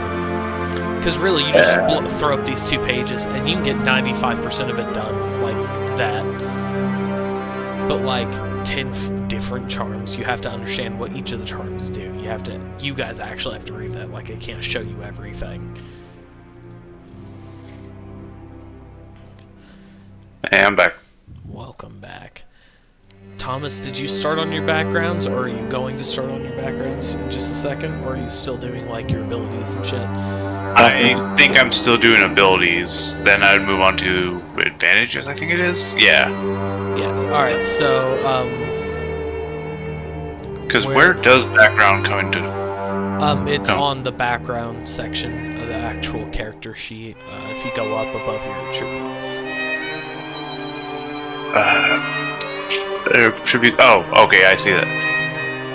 Yeah. So, let me know when you're done with your abilities. Because you do have 28 points, and so we should get through that first. And do I have to put a point into all of them, or can I leave some blank? So the 5 you didn't choose, or you can leave empty, but the 5 you did choose, you have to have full. Like, these have to be there. Oh, so favorite abilities have to be at 3. Has to be at least 1, because you have to remember you get your cast abilities, and then you get favorite abilities. So favorite abilities are the 5 you choose outside of your cast. Okay. Yeah. So yeah, like I see how you marked a few more of them. Yeah. So These I few outside. I'd have to choose 3 more now. Yeah. And then those at least have to have 1 point. And we're So now you still have 1 more, and you could even do it like in a cult or something. I mean, knowledge is power after all. yeah, because yeah, like with the background choosing a cult would probably be a good one to pull. How many points can you put into background? 3? In any one background, 3 without bonus points. I'm back. Welcome back. How's Total? your character, Harry? How's it going? I saved the notes, but I'm still changing it. You could look at it if you want, as well as the character. But yeah, What? everything. I will wait to look at those when I'm not on stream. There we are. There. I've got the 5 favored and got all 28 distributed. Okay. So after that, you're going to click that background tab, and then you're going to go to the character creation summary, the part 2 that I have there. And in backgrounds, you are going to select from that list no more than 7, but if you choose 7, they'll have to be 1 dot. You get 7 dots, 7 points, to put in as many of those as you like, but none can be above 3. So Got you're it. going to have at I need least... to where I'm going to scroll down to backgrounds, where that was.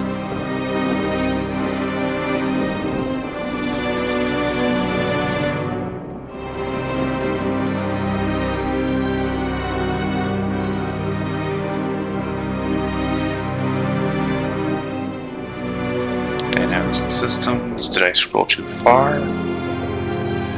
So can you choose like what your background is, or is that just decided in the like what? No, you can choose what your background is. You can write as much of that as you even like.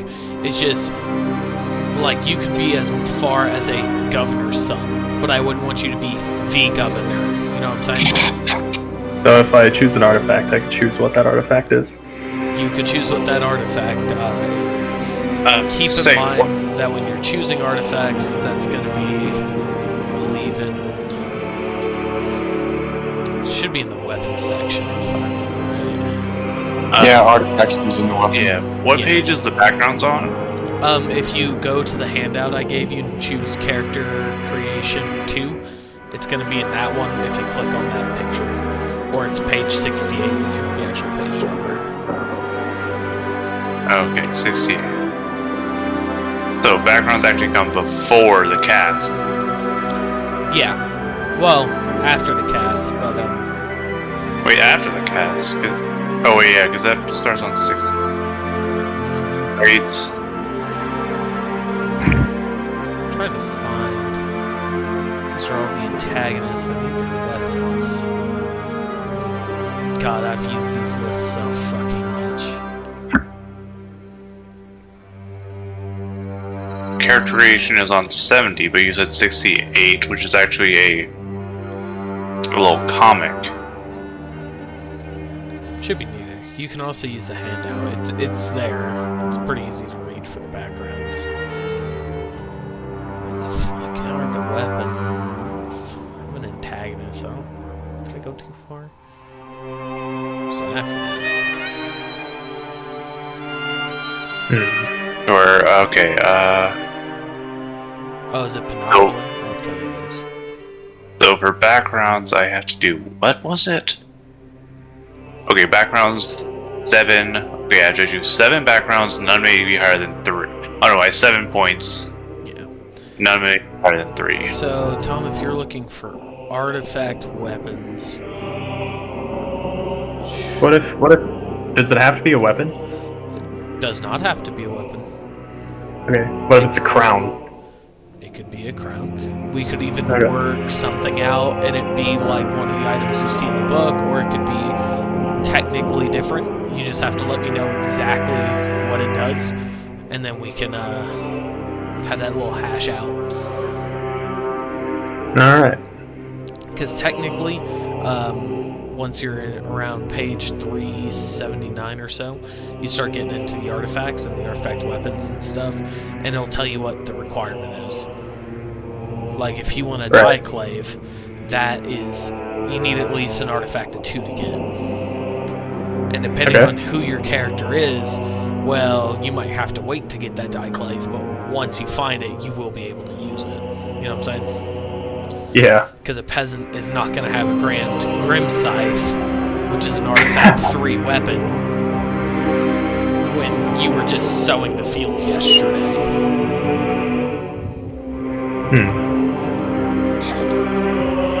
Well, a cult leader should have a crown and a good familiar. That you can do.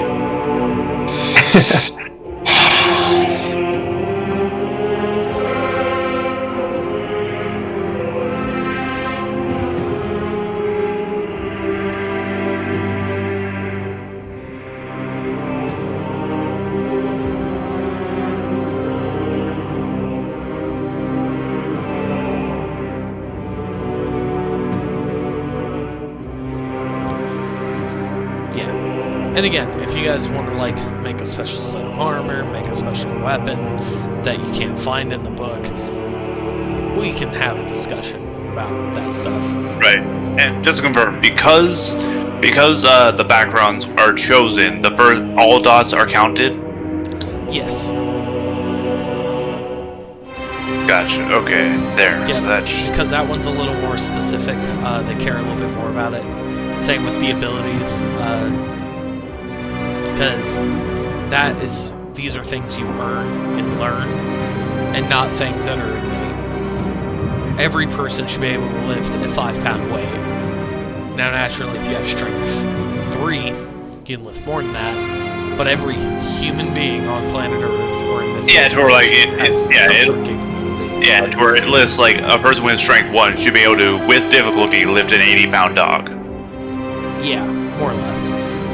But just because they can grab that knife and stab someone with it doesn't mean they're skilled with it, which is why you can have a melee of 0 but a strength of 1. Alright, even though dexterity is kind of more important in that situation, but whatever. You see the point. And same applies to backgrounds. You know, that's not stuff you're innately born with. We're there. I've got my background set up. Mind if I come take a peek? See? Too late? I Yeah, don't go- care. Go right ahead. Okay. Make sure when you write your character's story, or when you bullet point it, however you choose, make sure you kind of outline how some of these things came to be. Because, like, I can definitely see the context and allies. The backing I'm curious about. Mentor I could see just from what I can see from, like, your concept and stuff. Like, those things I can see pretty Yeah, well. sort of the idea of more. I might have a familiarity of what my father got killed for, but I might not be in depth in there. Yeah. And then, Tom, you still have a dot left. For what? Backgrounds. Oh. Yeah.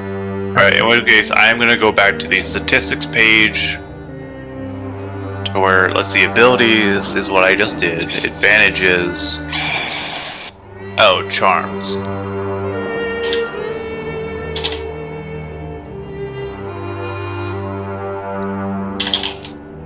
Sure, I'm guessing that's back in the background area. Yeah, familiar. No, where are the charms?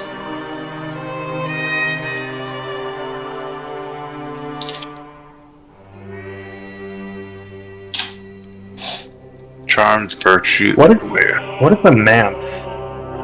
A manse is, think effectively a safe house. Ah. That is more or less what a manse Oh. is. is a There's place charms. where your soul is attuned. You can recover quicker. You can learn faster. But in all reality, it's really just a safe house. Wait. Thanks. Where are charms listed? Charms are a whole chapter, and these are your bread and butter abilities. When the knives come in close, these are kind of how you figure out what you're trying to do. And they are all dependent on a bunch of different things. They have prerequisites and whatnot, but they are their own chapter entirely. Like if you go to the context and look, that is what you have to figure out. Okay, Tom. So looking at your familiar thing, since you have 2, Right. I remember they used to have a level for it on how it was figured out. I would say don't choose something massive. Okay. But I would say you can at least choose upwards of like. I could probably see like with a number 2. I could see stuff like a giant spider. I could see a boar. A giant snake. I think they have a giant snake. I'm looking. Oh. I could probably figure out a giant snake. Sweet.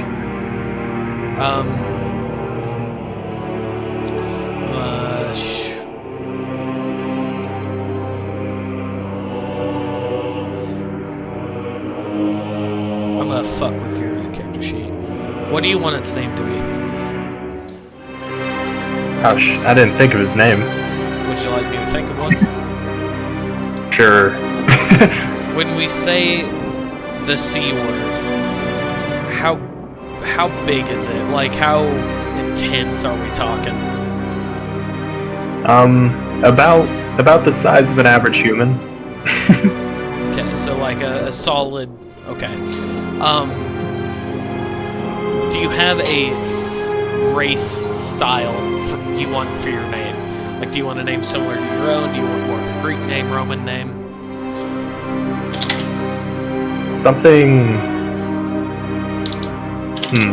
that sounds like, I don't know, like a cult. What about Jalira? How do you feel about that? Jalira. Jalira. Sure. Okay. I know I'm fucking with your sheet. I'm just gonna do some shit real quick. Alright. Do you want him to be like a cobra or a python, or what kind of snake is it? Probably. Let me think about that one.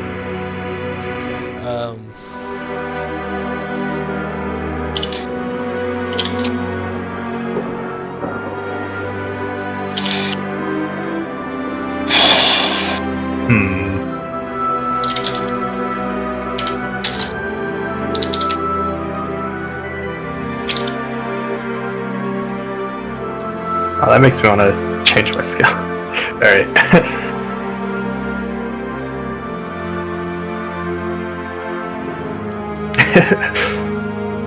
I'm just,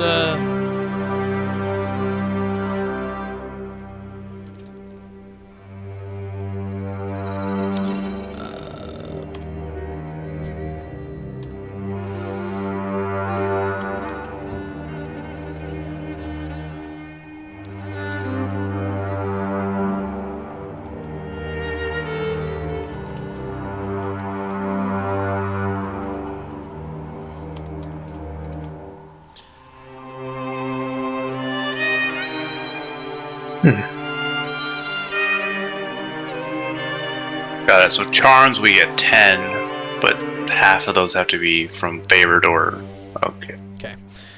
I have your snakes stuff semi figured out. I just need to know if it can, whether we're talking to cobra or python. Python, I guess. Wait, what does a python look like? Let me look this up. I know.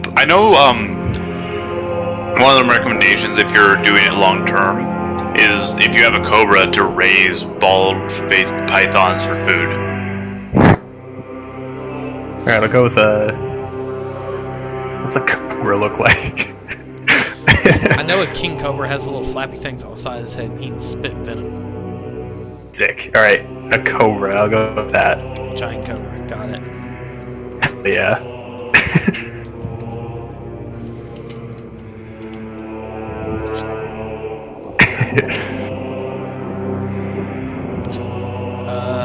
No, it's not.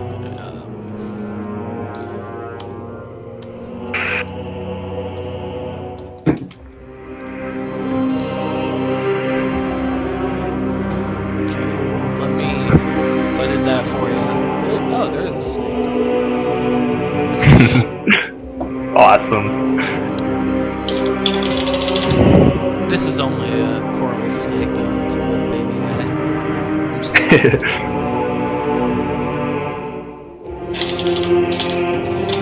I also want to make sure, like, I understand everything fully. Right.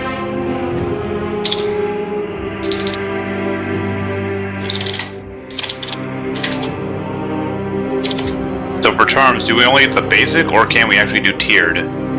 You can do as high tiered as you have, as long as you get the prerequisites for it. And if that means you also have to spend bonus points to kind of adjust your stuff, you can start down that way if you want to.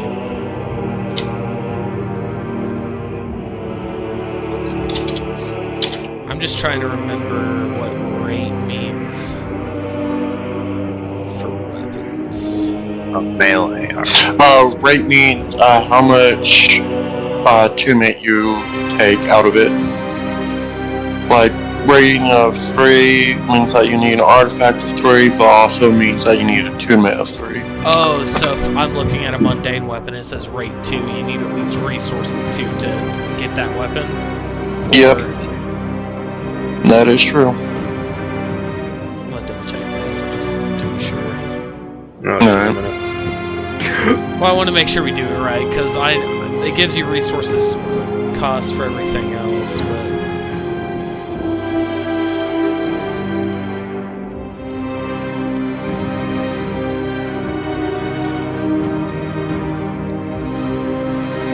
Alright.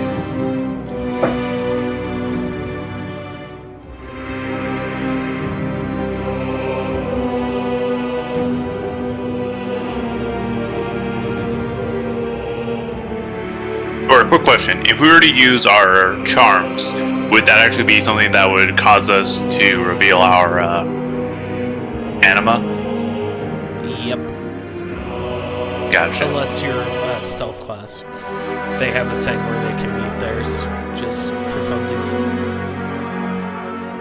I think they spend more muting it, though, than they do.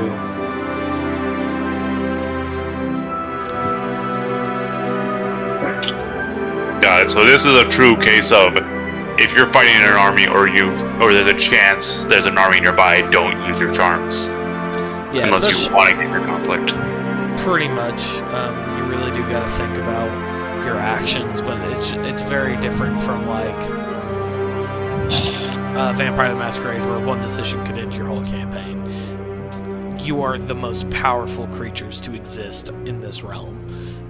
I would But you're assume an in army this would be able to kill you. Yeah. If they're all dragon-blooded, sure. If they're all human, you actually probably still have a pretty good shot. Just because humans are also... There are stronger humans. In fact, there is mortal heroes in the antagonist section, which encompass that. But Solar is on just such a different scale. It is very intense how different they are.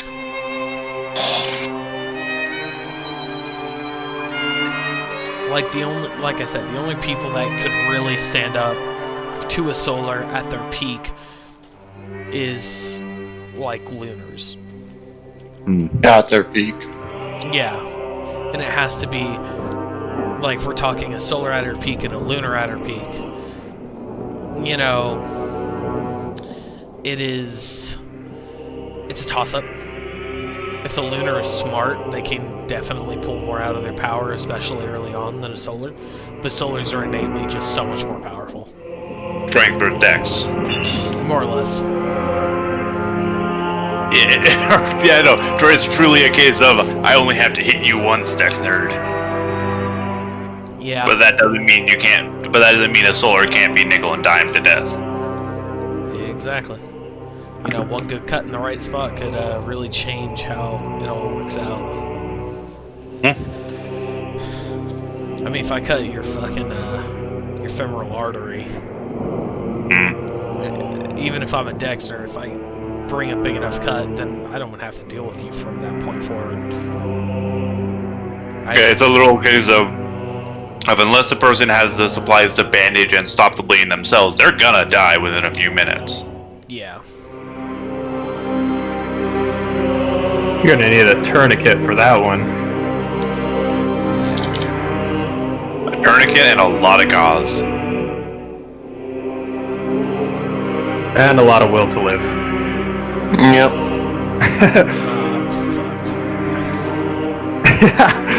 That went by a long time ago. Damn, that's crazy.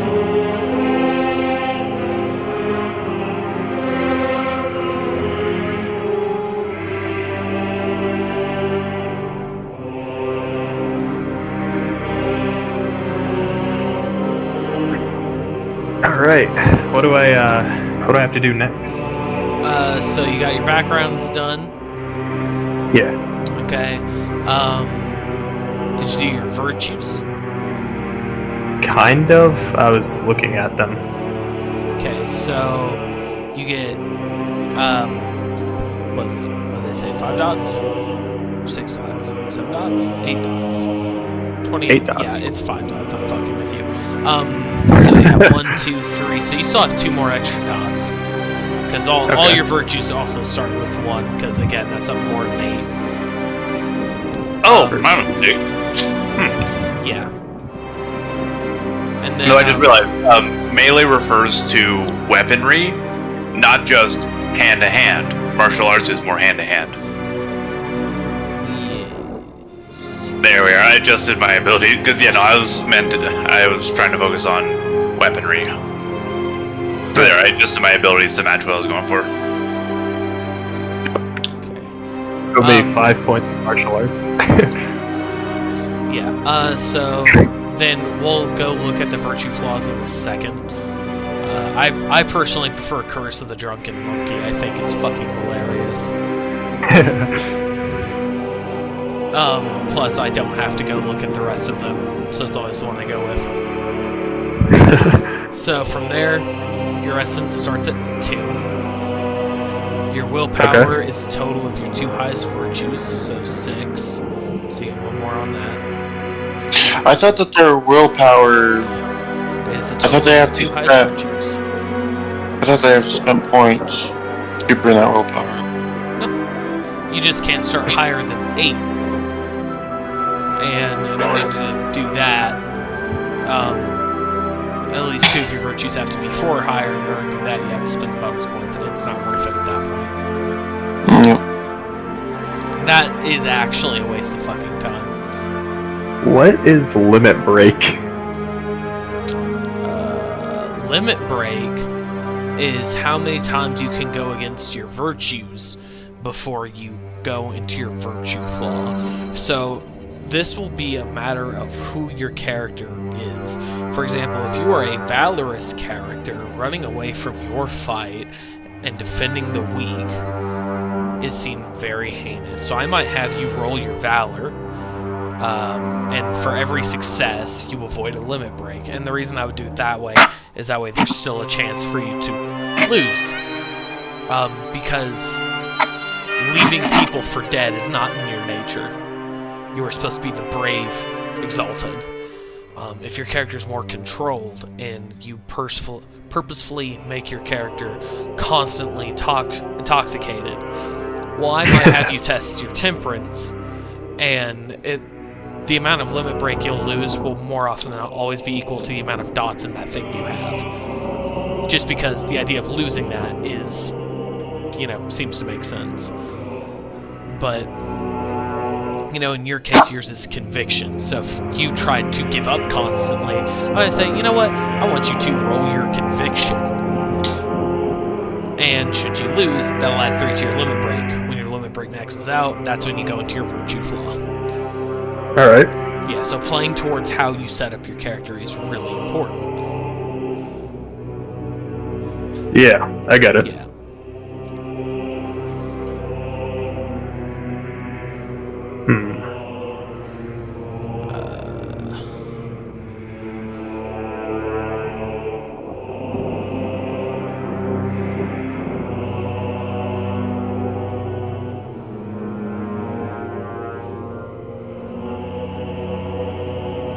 Alright.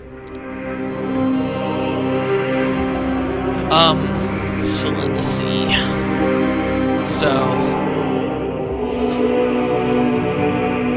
let's go look at some virtue flaws, because I know it's probably about time.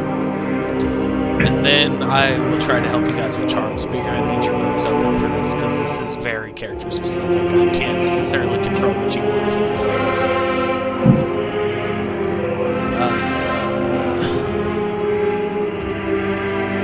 Let's see if I can make it to backgrounds or virtue flaws. That's what it is. Fuck did my fork go?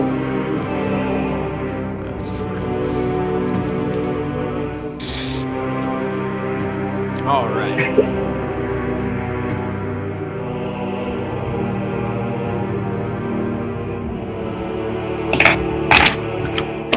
I found my fork. Good job. So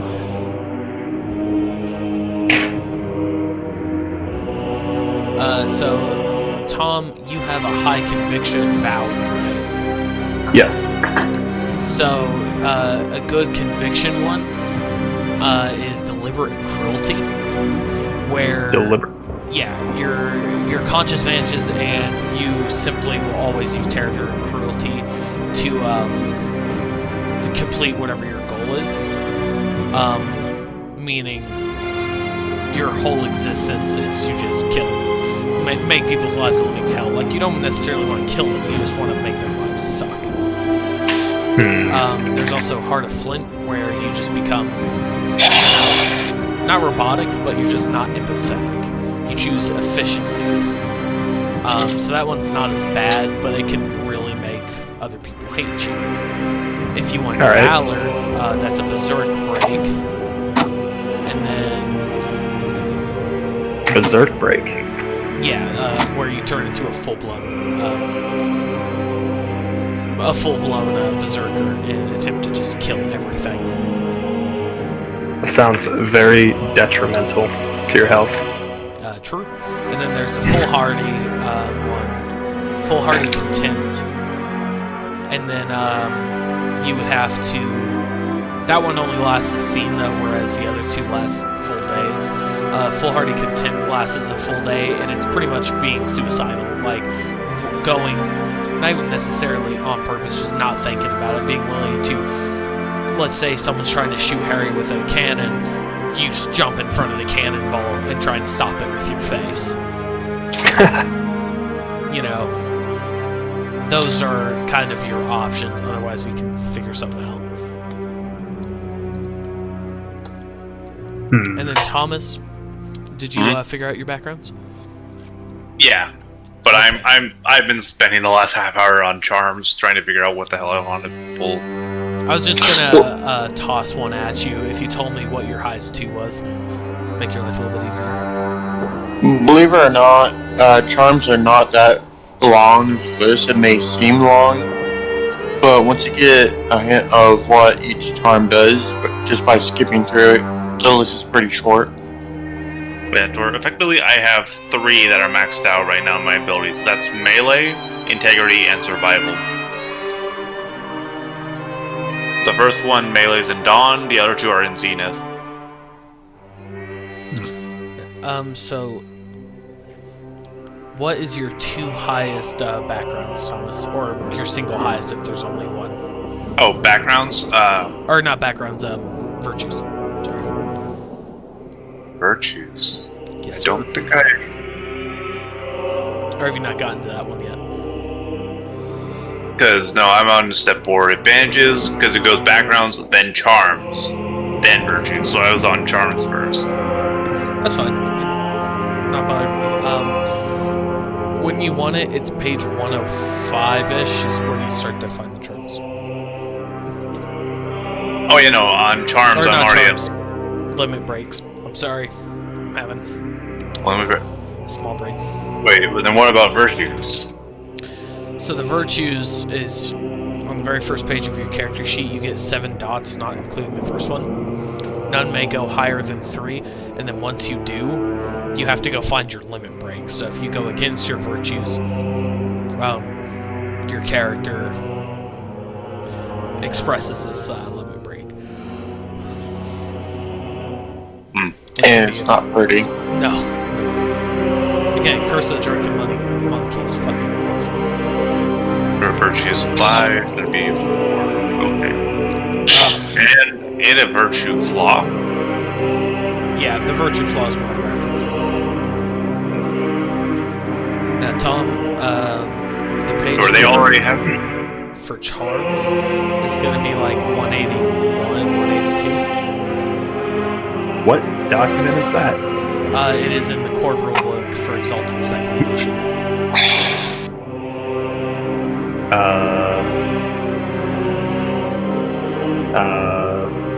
What? So, did Harry... try to see what Harry... Four rules? What? It's probably going to be, Exalted 2nd Edition PDF.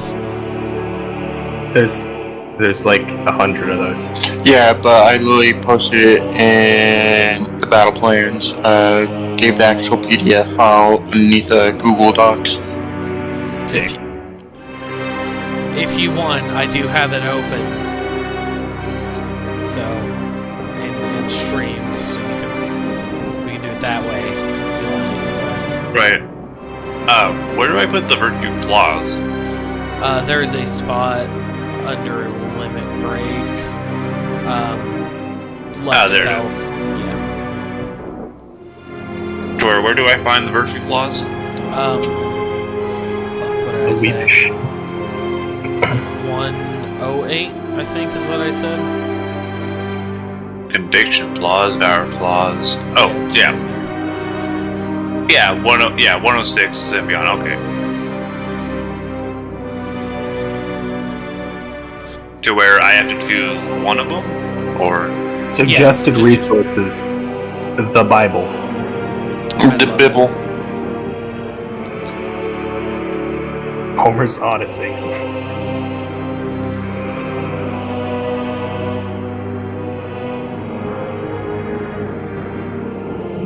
You know how you could totally cheat this, Harry?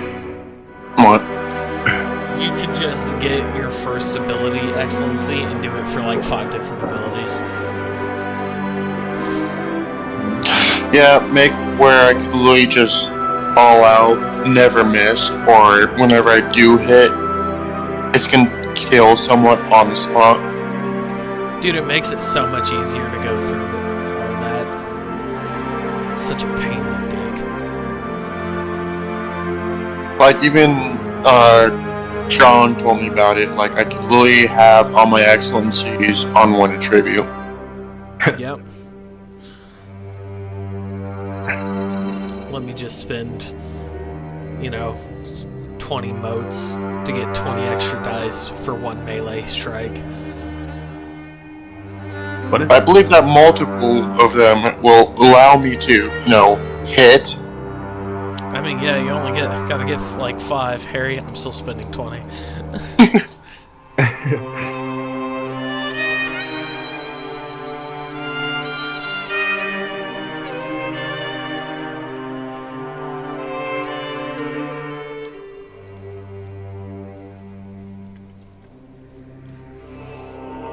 Imagine doing the second excellency. I'm doing it for like sorcery or something.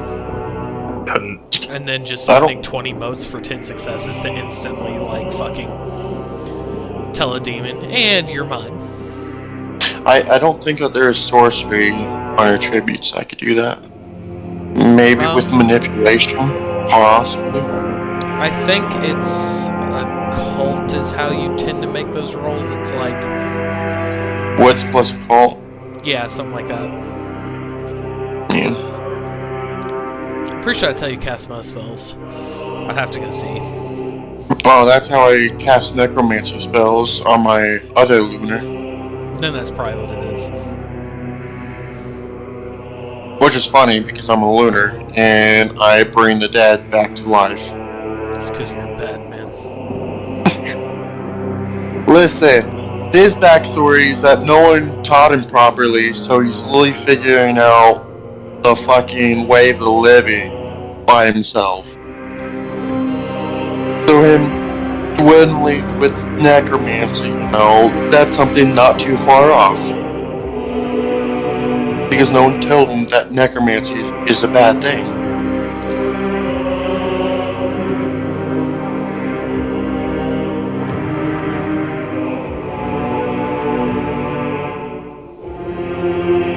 I'm just trying to see all this different shit. I haven't looked at this in a long time.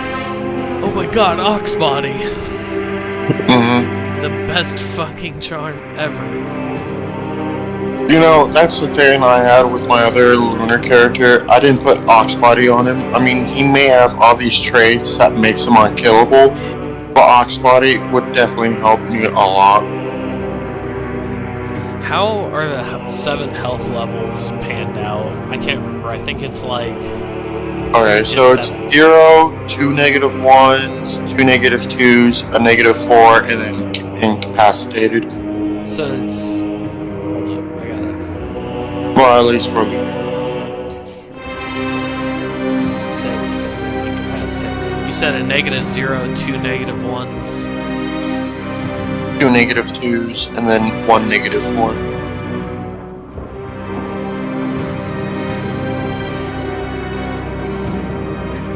So -0, -1, 2 -2s. Wouldn't you get 1 any more? -0. Let me post it in chat for Roll20. Yeah, because this is important, because this is default health. And I just want it clarified, because they don't tell you that in character creation. I just saw that.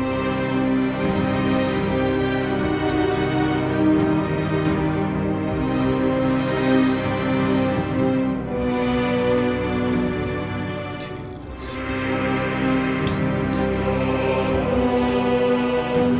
think I got it.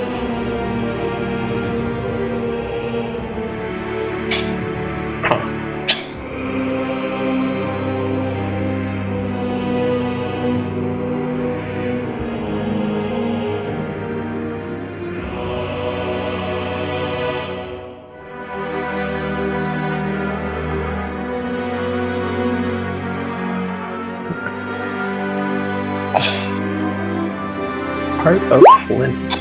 There you go. Okay, yeah, I got it. So, Thomas, I did your health for you. I'm sorry. That's alright. Hey, Tom, I'm doing your health for you. Congrats. Go for it.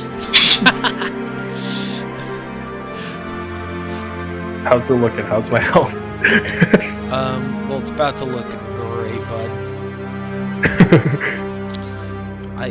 I also need practice, because I can never fucking remember how much it is. I haven't ran an Exalted campaign in a long time. Alright, so Tom, are you still trying to find the rulebook? No, I have it open. Okay, did you make it to the charm section okay? What page was it on? 180, I think? 183? 169, nice. Aha. Yeah. So, just to let you know, for a lot of the charms you're gonna do, you have to pick an excellency. The first excellency lets you add dice, 1 mote per die. Okay. To roll checks. The second one is 2 motes per success. for whatever role you're trying to succeed in. And then the third one is 4 modes flat to re-roll it. What? So for pretty much every skill to start, like let's say you want to do archery, there is no wind. That charm on the first one on 187, you have to have an archery excellency in order to get. Okay. There's 3 separate excellencies, and the first one adds dies to that roll. The second one adds successes, but it's 2 modes versus 1 per die. And the third one is 4 modes that, should you fail, you can just re-roll the whole thing over again. Just as a full Okay. re-roll. How do you change your essence? Or your excellency, I mean. So you would just go to the charm section. Right there. What? Charms. You would add it here and type what it is. So we'll say, what's your character going to specialize in? Unarmed. Okay, so second, martial arts. Martial art. Yeah. Oh shit. Sorry. Okay. Do you just wanna re-roll if you fail, add dice, or add successes? What's the difference? If you just want to add dice, it's 1 mote per die. If you just want to add successes, it's 2 motes per success. And if you want to re-roll, just have an insta re-roll, it is a 4 mote flat re-roll. What's a mote? Okay, so you see how you have right now you have personal essence 12, peripheral 29. Yeah. These are, think of it like your mana. These are your essence modes. Okay. The difference is your personal essence is your reservoir that burns brighter and higher, faster. There's another thing about it. Fucking I'm gonna kill myself. Fucking shit. Where are you trying to think I could possibly help?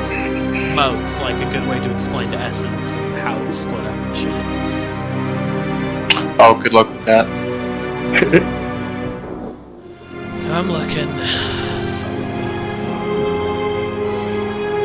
Oh, how it's added up? Well, I know how it's added up.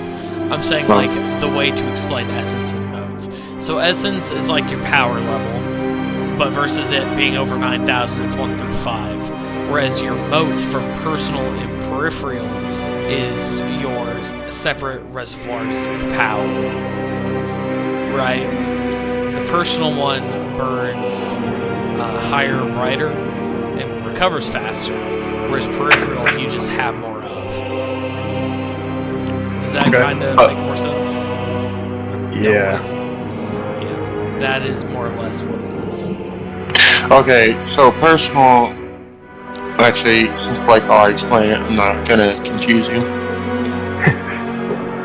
Now, a bit late you for can that. rate, once we get to that point, if you wanted to use bonus points to raise your essence from like 2 to 3 or 3 to 4, you know, if you want to spend almost all your points on it, that's something you could actually do. I like starting off as an essence 3 personally. I think it's worth it, but it is the level of power that your soul is.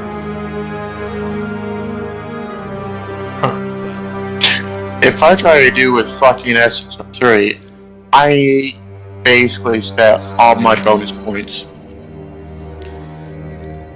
What is... Well, I mean, you spent half to go to 3. It'd be 7 for Well, an essence. Maybe solars are different, but I'm a lunar.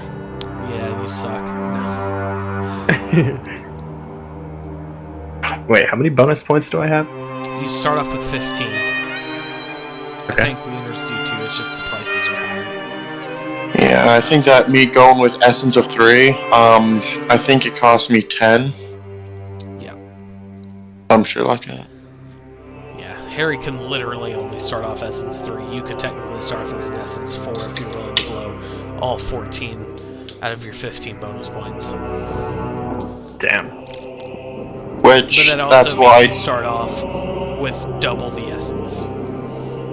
but I literally did that with my other lunar. Did me wonders, while at the same time, I sucked ass for the first enemy encounter. Like, I literally almost died if it wasn't for the fact I had a fucking charm that made me impossible to kill. I'm trying to see storytelling drama systems 116. So, the bonus points are for everything, or just essences, or how does that work? The bonus points, there's a table on the second handout, which you can also find on like page 68 of the book. And you can spend 15 bonus points to upgrade your character on however that chart says. Okay, I get it. Yeah. Successes, matches. Oh, also, 10 always counts as 2 successes instead of 1. Oh, like, I haven't explained this in my story, but the reason why I'm starting off with that craft dash fire of 3, as well as resources of 2, is because I have my own blacksmithy place back in my hometown. That's fine. Did you also get some resources for it? Yeah, I got resources of 2. Yeah. The fuck? It just, mainly, I'm not a blacksmith, I'm more of an adventurer. I got a partner back there that's handling it all.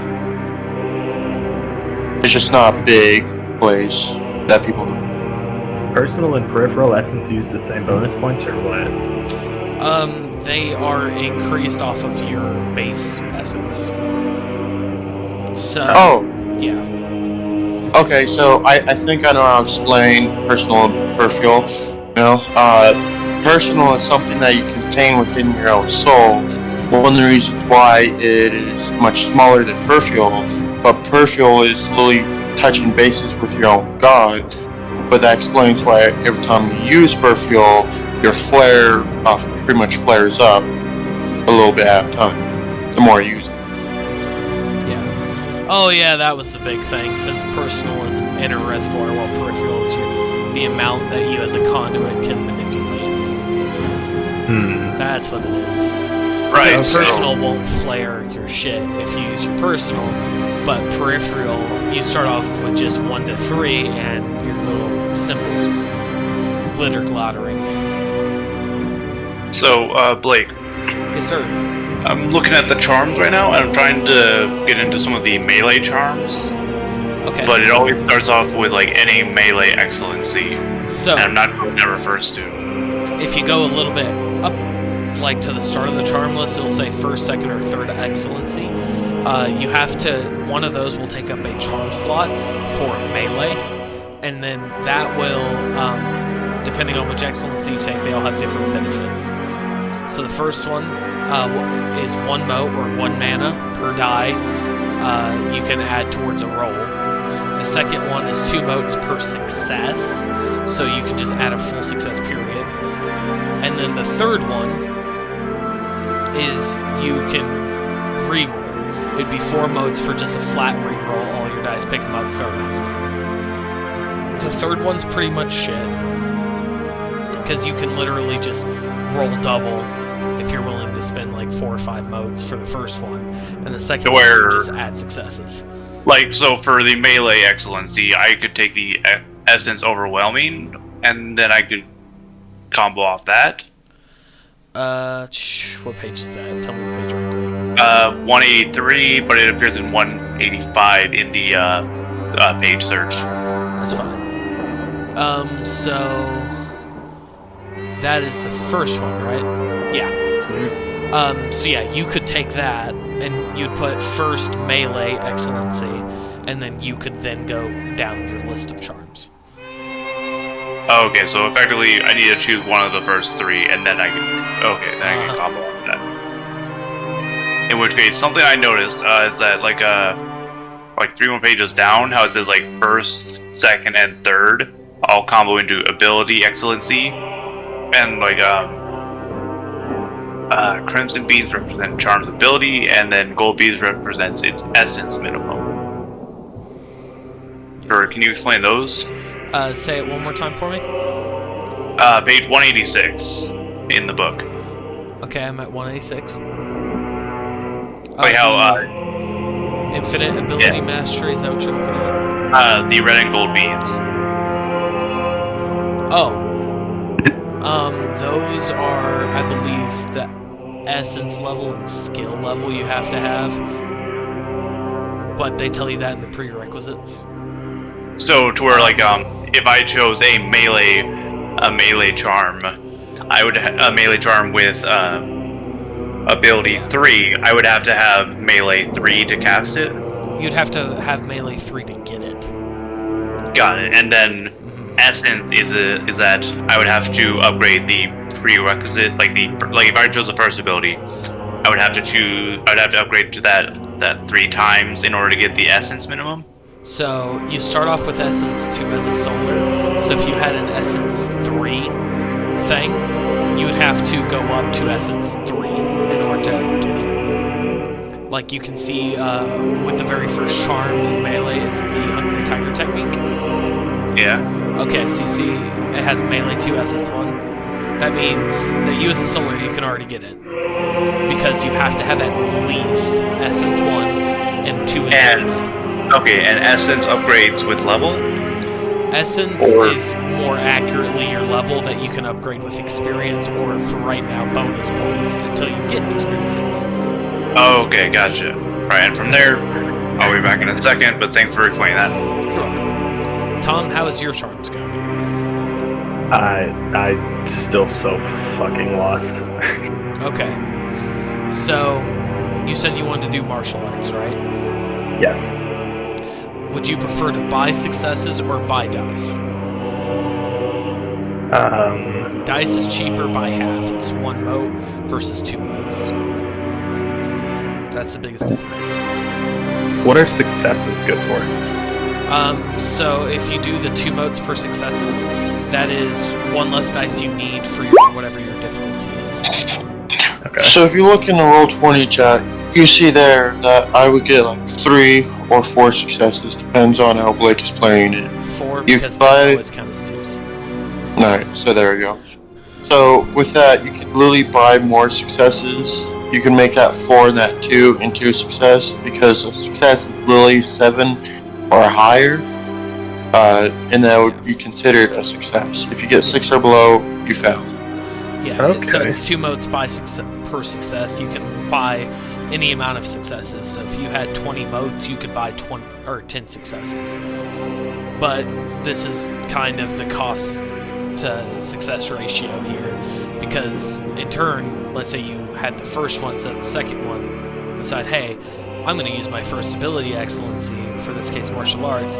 You can instead use all 20 motes to get 20 martial arts, or 20 extra dice for your martial arts roll. Which, it will look something ridiculous like this. That's something my Uncle John likes to do when he's in a fight. He likes to Yeah. spend like 6 or 7. Especially because I always go to Essence 3, I think he does too. And so you just have a ludicrous amount of Essence.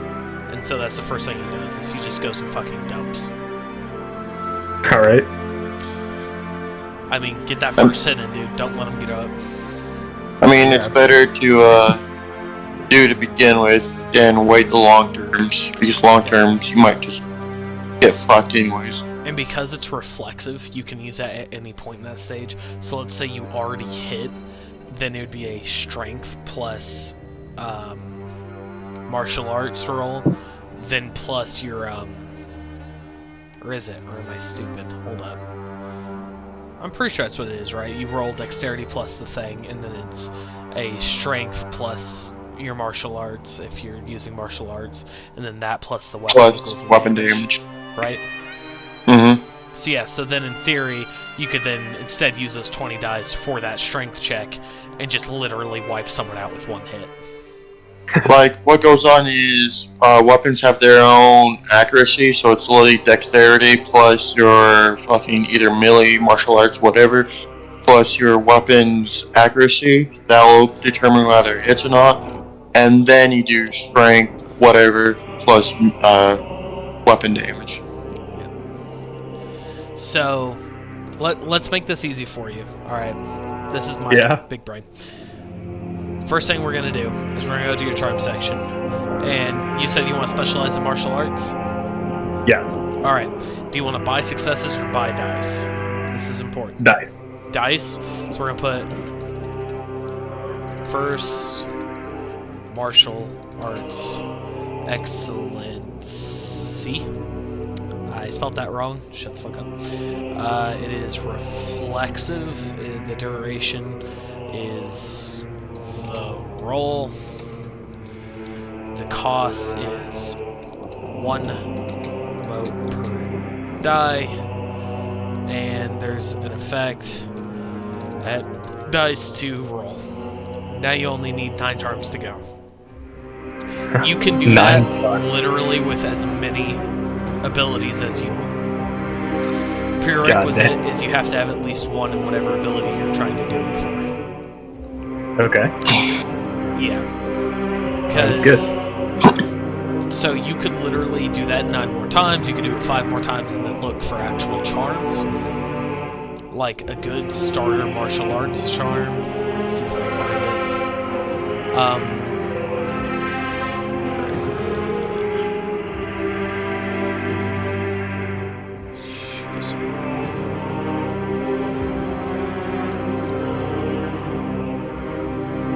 I'm trying to see here.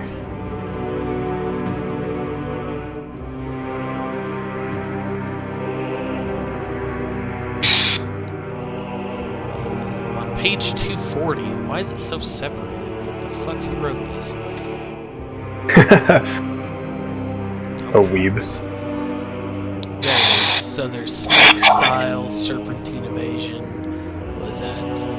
For its first bite, the snake is most feared. The charm supplements a joint battle action, adding a number of automatic successes to the character's joint battle roll equal to his martial arts score. So it's 3 modes. It's an instant thing, and it lets you get higher in the initiative. So you would roll your wits plus awareness, and then you would spin that, and then don't you have like a 5 in martial arts is what it is or some shit? Yep. Okay, so then you would add that in successes to that score. So, let's say you rolled a wits with 2 successes and awareness 1 success, and then added that would give you 8 successes, which almost guarantees to put you first. This could then lead to Serpentine Invasion, which is a defensive thing where it adds +2 to your dodge or parry DV against one attack. That then leads down to snake form. This is on page 240, by the way. Yeah, And I'm on snake, 240. awesome. They also have different styles, like that the Solar Hero style with the Fists of Iron, which increases your accuracy and damage. Okay. So you choose a style and you go down that list now that you have that excellency, and that's kind of how you do it with everything. You just make sure you want to watch out for these prerequisite charms to make sure you're getting that charm, and more often than not that'll fill out your charms like that. Because let's say your biggest thing was getting to Solar Hero form, that means you have to get both the excellency, the sledgehammer punch, and the dragon coil technique. Sledgehammer punch. Yeah.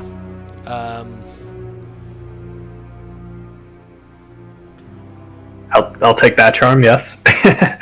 The sledgehammer fist punch. Just control C.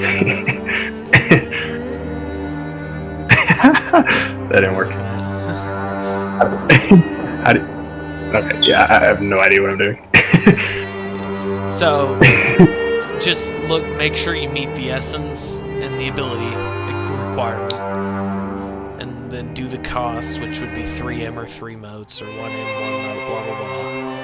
And then make sure when you see that prerequisite charms, then make sure that you have those charms first. Like with Fist of Iron, technically you don't need that excellency, you could just get it. But you need that charm in order to get Sledgehammer Fist Punch, which then leads to the Dragon Coil, which then leads to Solar Hero. It's a tree, it's just one big tree. Okay. I feel like it makes sense to me. Am I speaking Chinese? Yes. But, Chinese. I'm trying to find a good way to do this, but I'm not sure how.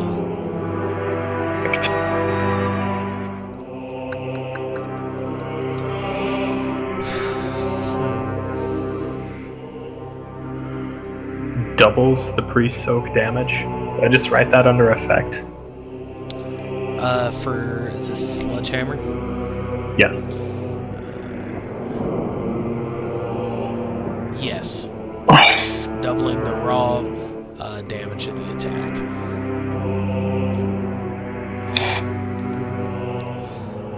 In other words, if you ever need to break a door or table, you're really good at it.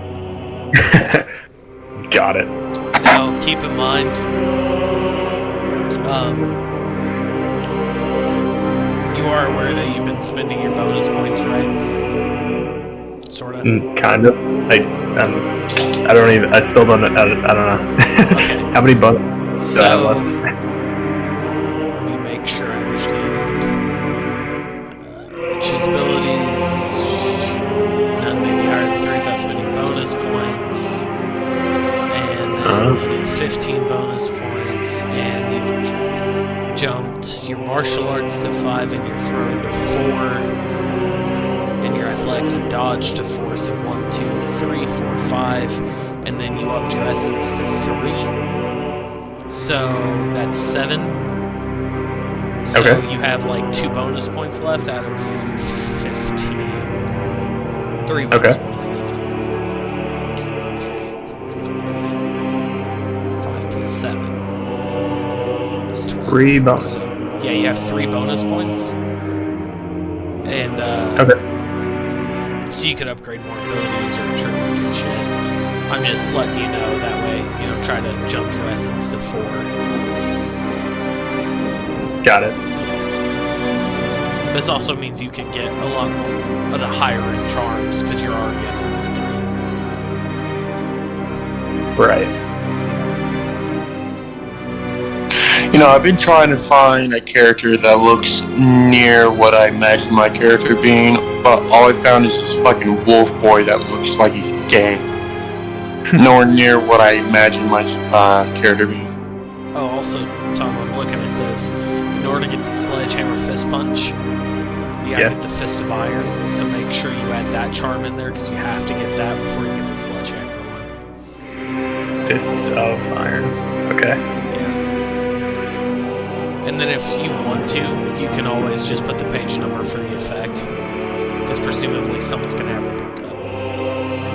Yeah.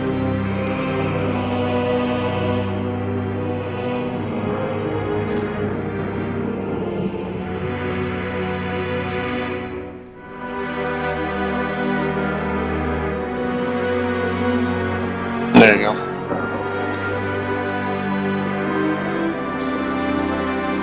The gay wolf boy. What a character. Yep. Super gay wolf boy. I love him. He's about to start a hentai, isn't he? I don't know. Does he look like it? Oh yeah, he does. Why wouldn't Making its damage lethal. Ooh. he?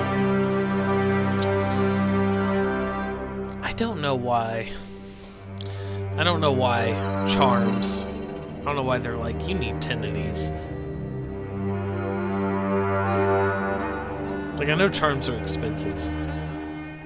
But fuck, dude. Come on, man. I just feel like 5 would have been a good place to start. Anyway. Solo. I have everything done and ready and to be looked at, I guess. I'm still going through charms. I have no fucking clue what's going on. I literally have this character being pre-made, so it's from this is just in case one of my characters about to die or did die.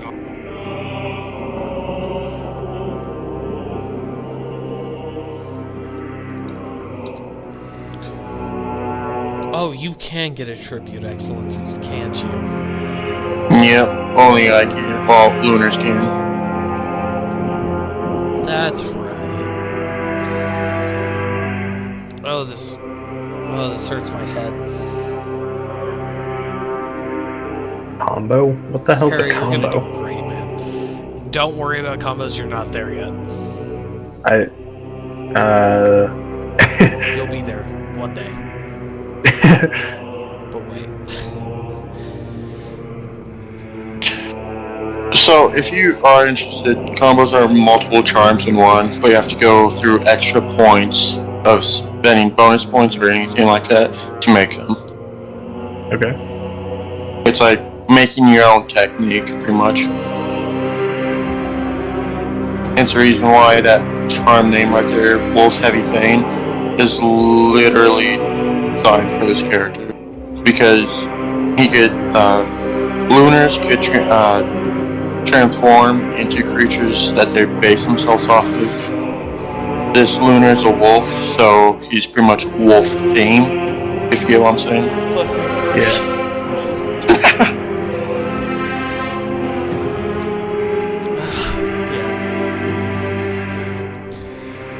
Hey Tom.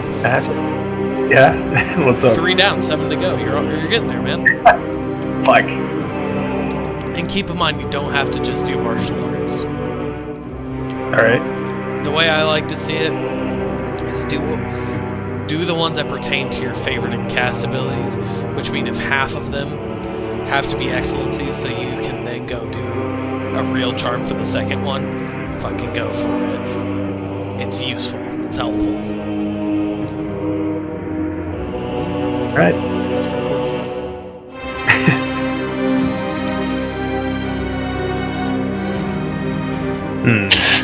But I'm not sure how you're gonna do it, but with upgrading Essence, it's gonna be like, I'm gonna tap in with my last Lunar self and see his memories, or we're just gonna congratulations, you upgraded your Essence. It'll be specific. Yeah. Because John did that last time with me when I was upgrading to my 5th Essence, and I've got juicy details of my character's backstory. It helps.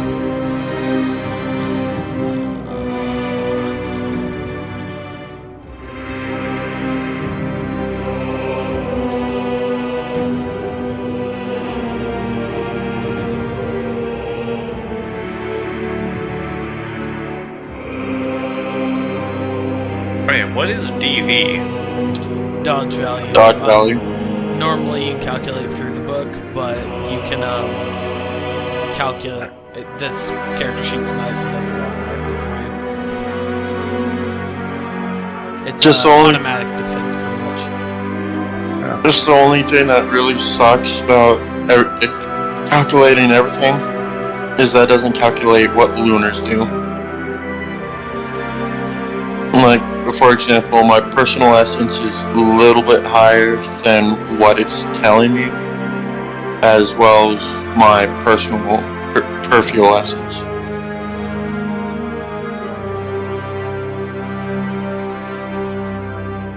Oh, and another thing, if you do get artifacts, don't worry. If you commit them to your peripheral essence, it won't make you glow, because you're just suppressing them into the artifacts. Alright.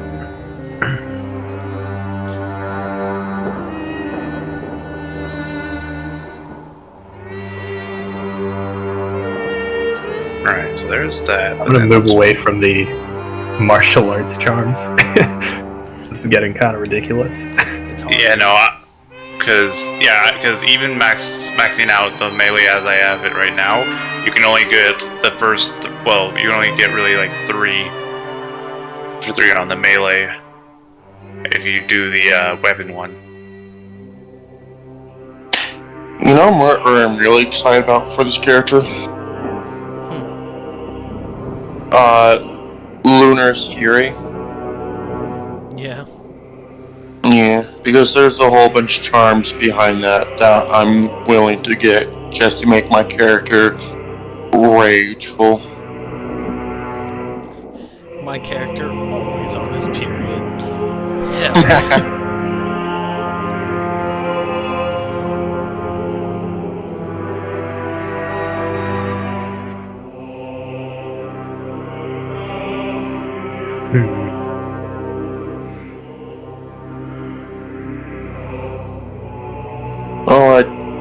for example, like if I get Relentless Lunar Fury, and then back that up with some of my traits I already have, as well as where's that? Luna's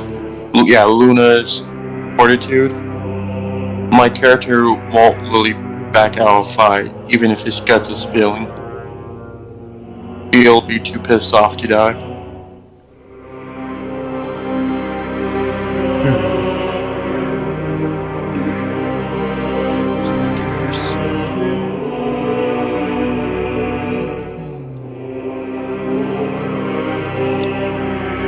Three bonus points left.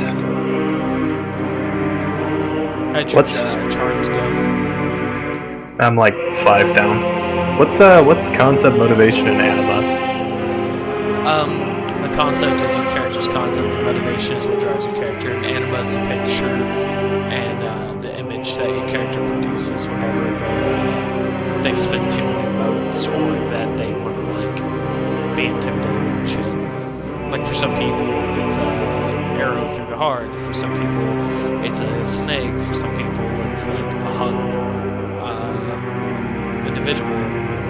You know, it can be anything you want. It just has to be a described picture. So, all in all, if you look at backgrounds and look at anima, it tells you your anima and how much of motes spent from your peripheral pool. And if you spend up to like 16 or more, you become iconic.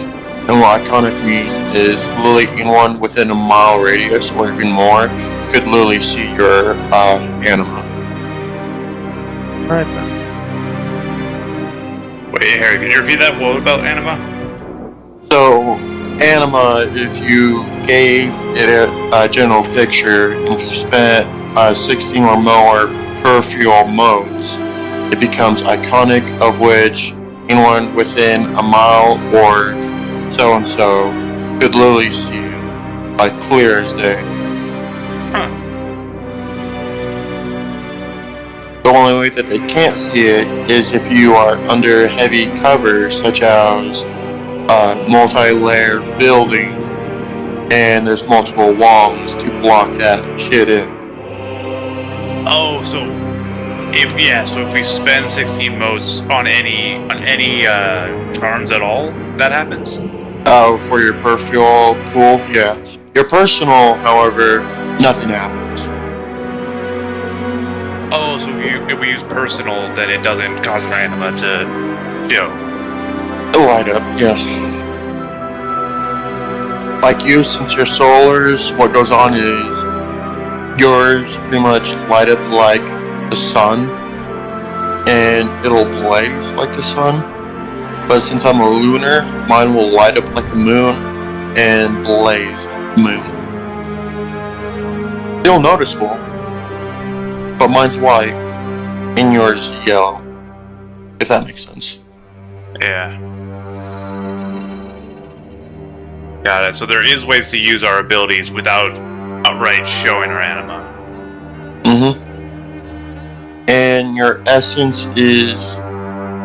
the more you have in essence, better you are off with personal, and more times you could use your charms without needing to back down and start using perfume. Because once you're out of essence altogether, or running low altogether, you start getting massive backlash to the point of you start flaring up, you start feeling weak, essence is motes, more or less, is something that used to keep yourself alive as well as abilities. You hit 0 with motes altogether, you might as well be dead. Yeah, a good way to help describe your essence is with just a mere 10 modes of essence. Every solar is carrying more power in its personal essence, holding the atomic bomb that struck Hiroshima. Page 179. Page 179. Yep, it's a little flavor text under essence.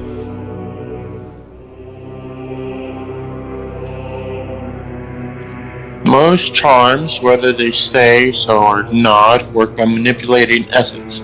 Use their powers to solar exalted pour great fountains of essence into their body, mind, and heart. A wealth of raw magic that later ages will find unimaginable. A mere 10 motes of solar essence is power comparable to the Philosopher's Stone or the Blade Excalibur. Combos and charms with the obvious keyword often involve contrails of magic following the character's every move and random flares of solar light. If you're not sure how a given charm could possibly accomplish its effects, that's the answer. Every solar is carrying around more power in their personal essence pool than the atomic bomb that struck Hiroshima, bending and shedding it with the reckless abandon of the heroes of the dawn.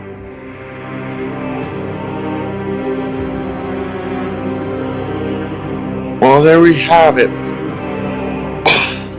Many walking atomic bombs.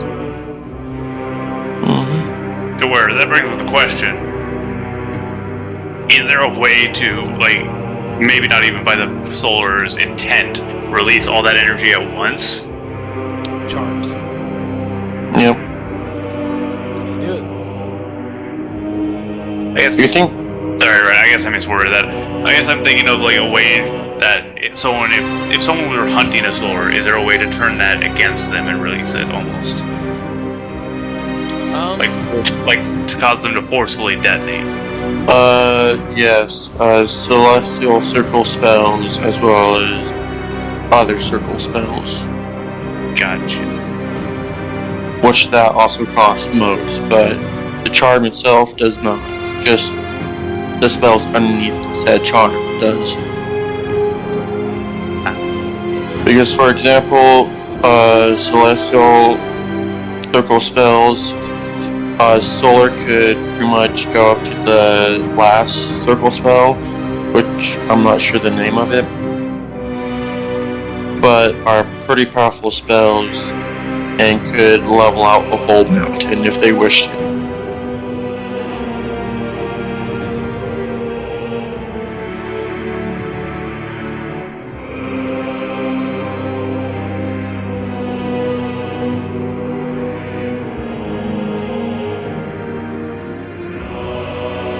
Like, for example, my character, since he's not an abyssal, which abyssals are like people who sold their souls all at the same time.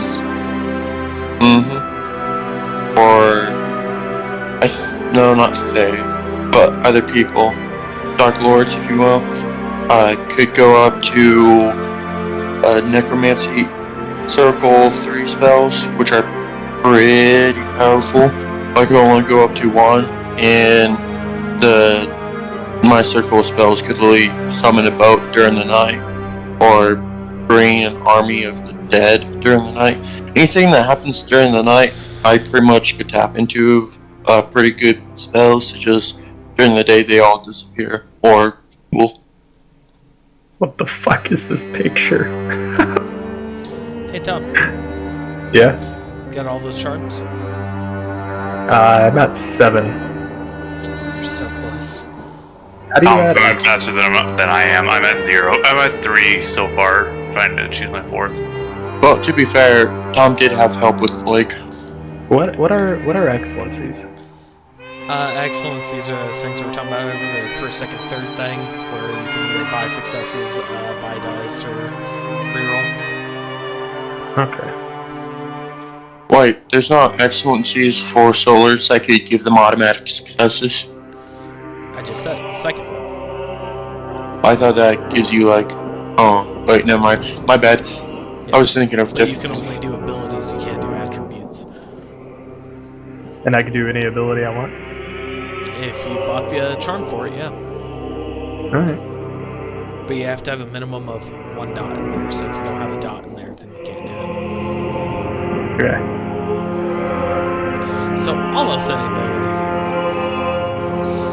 Dodge. Imagine you were that mega Chad where you just put a dot in literally everything, and then Yeah. one extra dot, and the stuff you really liked, and then just got 10 different excellencies, all like level 1, and you just blow motes all the time. Fucking. Light up like a Christmas tree, but yeah. Fucking mega Chad, dude. What's Mr. Dragonblood gonna do when you spend 20 motes on 10 successes and just punch him in the fucking mouth? Oh yeah, no, I grabbed the Essence Overwhelm just because I needed a basic in order to combo. Or I personally prefer to, but that's just because it's a guarantee. But that's a peace of mind thing. 1 is probably better in the long run because you do have like it's 7, 6, 7, 8, 9, 10, so you have a 40% chance to succeed per dice. And normally you're not rolling less than 3. So you have a pretty good chance to at least get 1 success, and that's what you need for those things. So for a dodge excellency, would a reroll be better or more dice? More dice or successes. Actually, successes might be better just because you already know how much you're losing by, probably. I was thinking of root. quick question. So I've got a charm here that's listed as indefinite. Is that something that I activate and deactivate at will, or is it something that the mote cost is permanently pulled out of me? The duration of it being indefinite means you can sustain it for an indefinite amount of time. So, like, if you commit essence that charm and leave that, that essence won't come back until I cancel it, but yeah. the effect will remain. Okay. Though it also depends whether you need to recommit motes, or if you only need to do it the one time.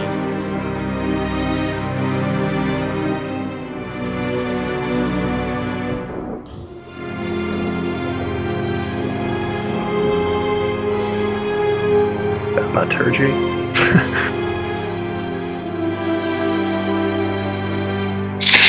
Industrial sorcery actions? Huh.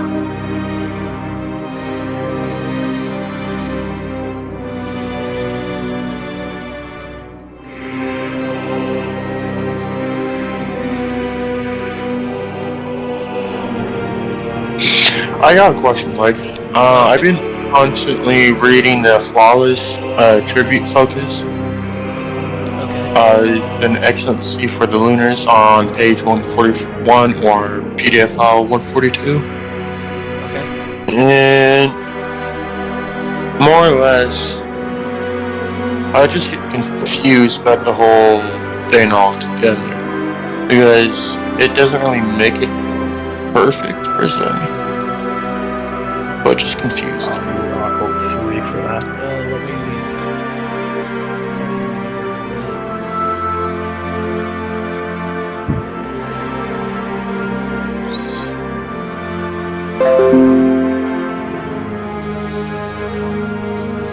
So 141. Is this the first edition of Lunars that I accidentally opened? If you want, I could give out the PDF file. No, I should have it.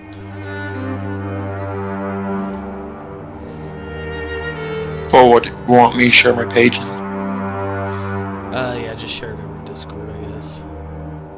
Nah. I'm just gonna stop sharing. I think you guys got the idea. Yeah, that's crazy. I just accidentally mute myself.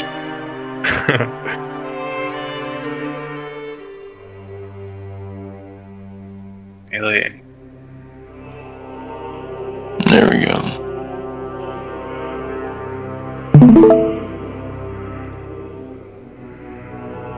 So, Give me a second. So flawless attribute focus.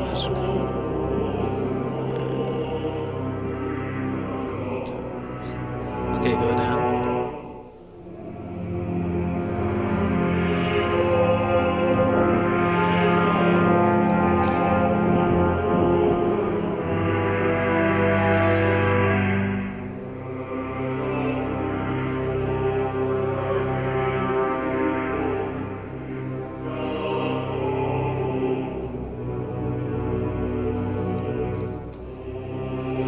Okay, what about it confuses you? well, just yeah, the second paragraph. Attribute specialties cost the same as ability specialties to learn 3 experience points, 1 bonus point for non-favorite attributes, or 2 for 1 in favorite attribute. Character can have no more than 3 specialties for a single attribute. Since characters cannot have attribute specialties without first buying the charm, it is possible to lose half a bonus point when purchasing attribute specialties at character generation. Does that all mean? So that's just telling you what the cost is. This is all for bonus points. I assume you've already spent your bonus points, haven't you? Yeah, my character's already finished and fleshed out. Yeah, for you, then it's just the next step would be the 3 experience points would be the next important thing. If your character's all done, then all that's saying is how you can't have more than 3 specialties for 1 attribute, and since it needs to be broad, make sure it's either specific like melee martial arts or broader like forgeries or shit like that. Otherwise, it's all bonus point bullshit. So this whole flawless focus thing is useless? Not useless. It gives you a speciality which allows you to get more dice to roll with for 1 attribute or ability without having to wait for the experience points for it. It's just I think there's better things you can buy though. Like just going straight out for the attribute or ability is going to be cheaper than this. But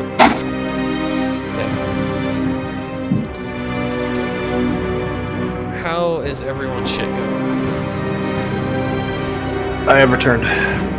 Are you done talking? Looks like you're done. I am. I have one more charm to go. Don't know what to add. I am currently adding the 5th charm out of 10.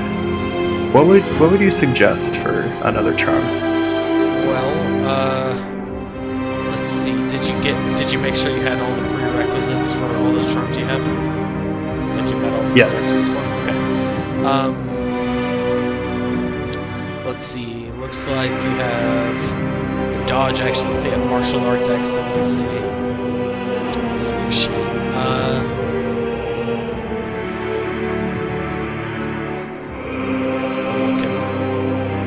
You could look at the survival charms. There are some good ones to kind of help you not die. Not do the die. I got excellent friendship with animals. Maybe, right? How do you get friendship with animals? What is that one? I have it right here. Yeah, survival. Cost survival 1, essence 2. 3M. That's pretty good. You could get Ox Body Technique. I'm pretty sure you have the stuff for it. Ox body. It gives you more health. Resistance 1, essence 1. Costs nothing. Stackable, permanent. Yeah, it just gives you more health. It's a charm slot for health. Shit. Alright, sign me up. So, what page are you on for that one? Because I can't remember. 208. So I need to go down by 2 usually.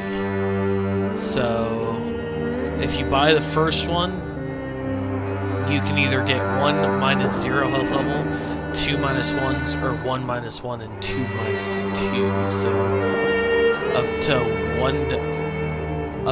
once per dot of the resistance ability. Do you have resistance? Actually, I don't think I do. Ah, damn. Because that's how you get it. Yeah, I'll switch some of my points around. I'll take one out of presence. Okay, and then yeah. You know what, I'll take both out of presence. What do you need that for, anyways? Did you just take some out of essence? Did I? Wait, what did you do? I lost. Oh, you took one out of presence, and then put it in I took resistance. 2 out of presence, and then put 2 into resistance. So I mean, yeah, you could even switch out one of your charms, or wait, but you could either get 1 minus 0, 2 minus 1s, or 1 minus 1 and 2 minus 2s. Now, what that means is if you get 1 minus 0, as long as you don't go past those minus 0s, there is no penalty to your dice pool. Once you hit your minus 1s, that hits you with a minus 1. Once you hit the minus 2s, it's minus 2, minus 4 is minus 4. In cap, well, you're unconscious. And if they finish you off, well, you're dead. I'm pretty sure it's self-explanatory at that point. He's not dead. He's just got to make a new character. He's sleeping. If you want my opinion, I would go for the 1 minus 1 and the 2 minus 2s. Because minus even 1. though that lessens your dice pool, it gives you 3 total levels of health. And Okay. so it kind of balances itself out where you don't fucking die. Dom fucking dies. So you want me to help you with that? So you can see where it is. 1 minus 1 and 2 minus 2s. minus 2 health levels. Cool. Okay, so then if we go to your statistics page, scroll all the way down, this is where your health is, right? Okay. Well, now there's a minus 1. I'm only doing this so they don't move. Okay. Yes, and then you can change that to a 1. Good God, I have a lot of health. Minus 2s. Let me make sure. 1, 2, 3. Should be 4, and then minus 4. And you should have 1, 2, 3, 4, 5, 6, 7, 8, 9, 10. There you go. Nice. Survivability, kids. With that, Tom, But- you're actually. Did you spend all your bonus points, dude? Did you get all that done? I think I still have some left. Unless Dodge Excellency takes bonus points, right? No, it just takes one of your charm slots. Oh, so I still have bonus points. So Okay. yeah, you still have 3. You could go back and put them in presence if you wanted. Because that's one of your favorite ones, right? Or no, it isn't. It was. Well, you could. It would only cost you... You'd have to go down to 1 instead of go up to 2, and you'd still have a bonus point for one of your favorite ones. Is presence actually useful? It's what you use when you're trying to, like, influence people or scare, intimidate people, shit like that. Okay, I'll put 2. I'll put 1 in there. And then you got one more for a favored or an ability. So you could put it, like, in performance or resistance or any of your checkpoint ones. You can put avoid it. Wait, I could add them to my add ability. Okay. Yeah. I'll have to think. Obviously, athletics. There you go. Done. Perfect. That's for, like, heaving stuff and throwing shit. So technically you're one of the strongest people alive, literally. Impeccable human. That is me. Well, like, Damn. Let me see if I can go find that again. It tells you how much it is. Oh my god.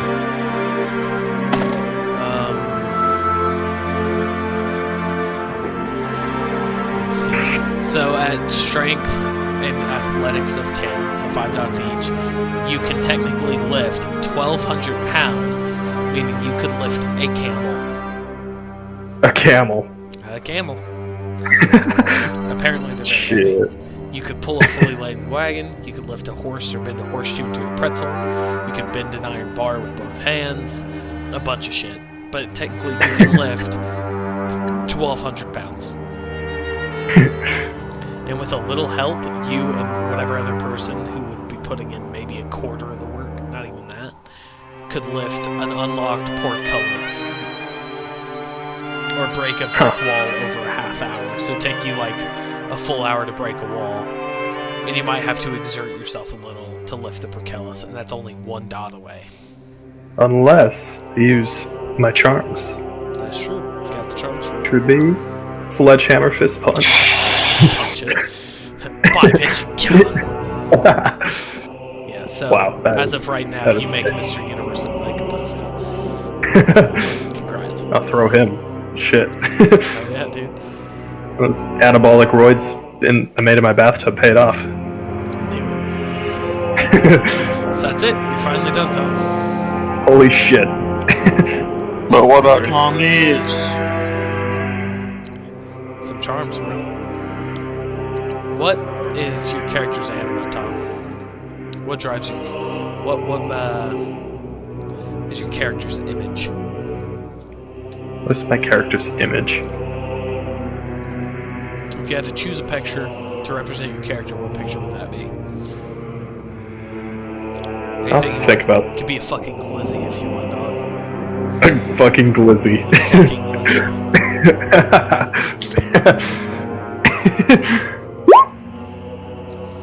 Mister. My FurryCon 2022. Nice.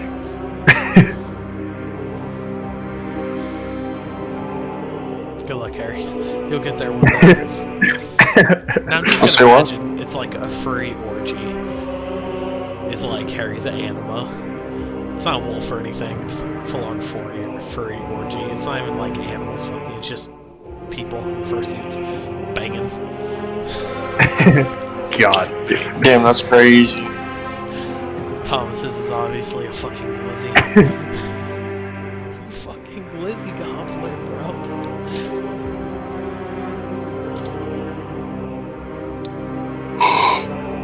Well, there's my anima. A prison made of flesh. What does that even mean? I don't know what that means. It's the flesh prison. That could mean a lot of things, Tom. We talking like sinew holding you in. We talking about like bone. We talking like. Are we talking about pussy just I was holding about to you? say, bro. Like. Yeah, I guess that's up to interpretation. I mean, when you think about it, we're all in a flesh prison. You're right. Well, you're not wrong. I was gonna say, why don't you just make it the full tarot card? A fucking glizzy. Fucking. Alright, what's concept? Concept is what your character would be based off of in a weird way. So it'd be like, in a lot of people's cases, it might be a blue collar worker, or in your case, it might be a warrior born or something of that nature. Just what defines your character as a concept. So it's just really a guideline to help you define who your character is. Okay. Man, this has been fun in and of itself. Yes, it has. Alright, so I'm at 8 out of 10. Which one to go out next? That one. Huh. That's interesting. I just looked at my anima powers and I made double leaping distance and movement speed, as well as double strength rating for purpose of feats of strength. Yeah, you didn't know that? No. Like, I just found this table out. I've been looking for this table this entire time. I'm trying to remember how to fucking do it. My children killed these bitches. Fucking gang. Oh my god, I used to know how to do all of this. So part of the charms I've been choosing are effectively making me quite the pain in the ass to fight. At least for the first few hits. There you go.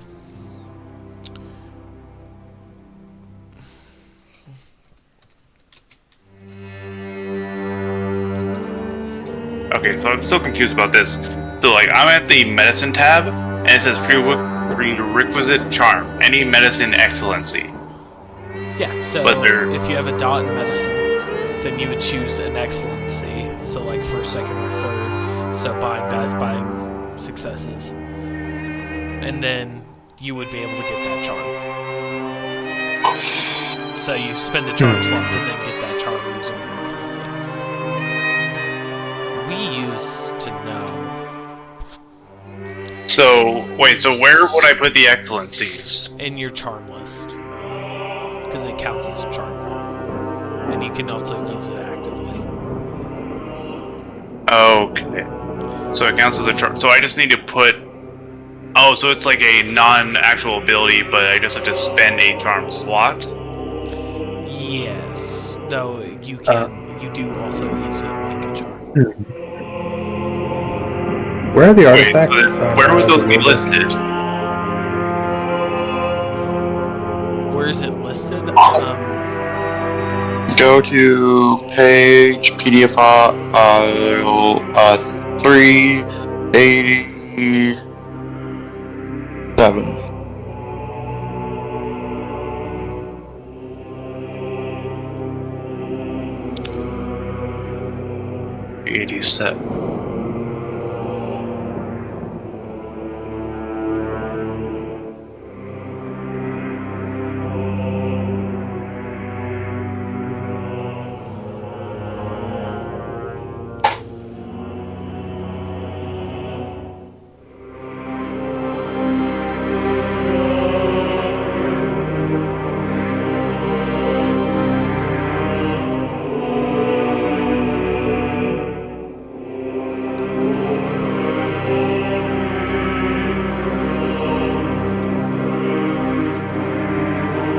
Seven.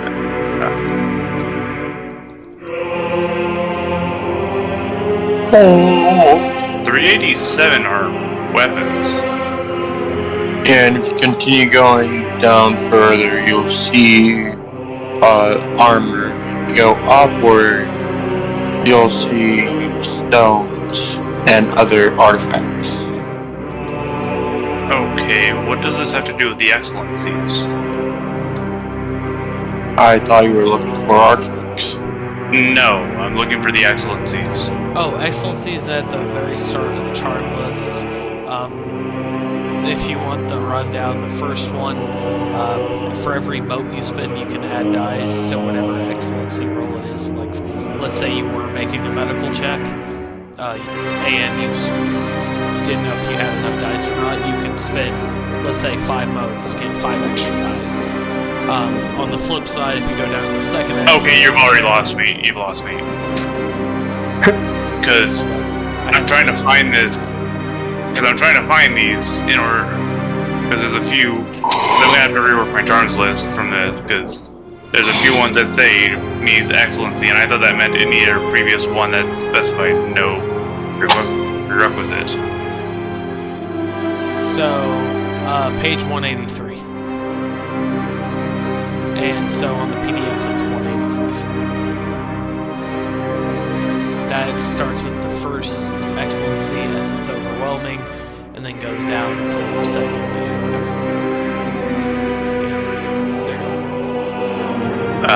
That still doesn't explain it, because... So these act as charms also. These are things you can activate also. So, if I were trying to get a medical one, essence overwhelming would count? So, yeah, but the way you would list it would be first medical excellency, because you have to be specific. Just having essence overwhelming would work because it is a charm that you can activate. But you need this in order to then get the rest of the charms. So effectively, if just like ignoring the other essence variants, if I were to just use essence overwhelming, I would need a new essence overwhelming for each type that I was using. Yes. So like if you wanted to use to get a medical charm, but first you needed a medical excellency, you would have to buy another essence overwhelming parentheses medical to go get that charm. Okay, then I'm gonna have to rework a few things, because I may have to remove a charm or two just to make room for those. That's okay. It's just this is also important because you can activate these abilities independently. Essence Overwhelming, your first ability excellency, is separate from a charm you would buy to do an enhanced thing. These are the basic versions to manipulate Essence.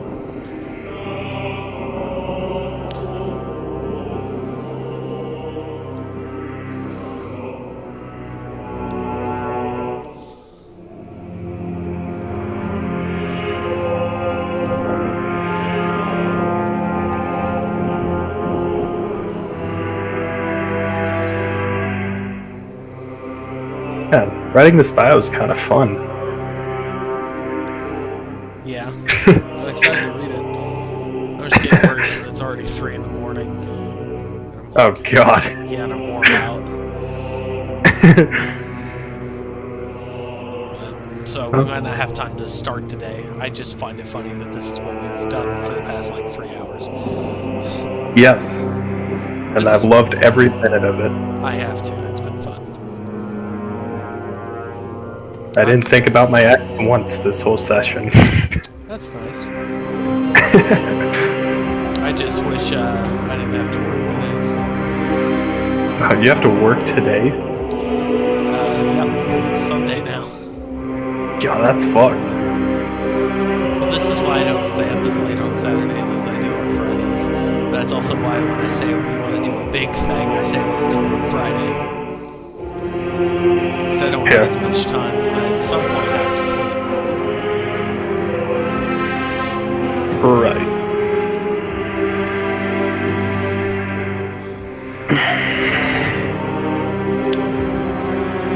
Though, with you and Harry done, and with your guys' stuff getting figured out, we are pretty much ready to actually begin the campaign. We just gotta wait for Thomas to get his done, and we can really get going. That I'm not even halfway done through the steps. I'm still on charms. We'll see, once you're done with charms, the rest is easy, because part of it's auto-calculated for you. Because after that, then you just do your virtues and virtue flaw. That takes 2 seconds. Then your essence and your willpower is automatically calculated after that, as long with your personal peripheral. Then your willpower's just the sum of your 2 highest virtues, so that's how you do that. And then you do your bonus 15 points, and honestly it won't take that long, unless you let it take that long. In which case, the one bright side, going back to my charms, is that only the melee required a essence to begin with. The other ones that I've chosen don't have any prerequisites. And I've got 2 left, so I know I'm going to need 1 for medical, and then an actual medical charm. In which case, where were those?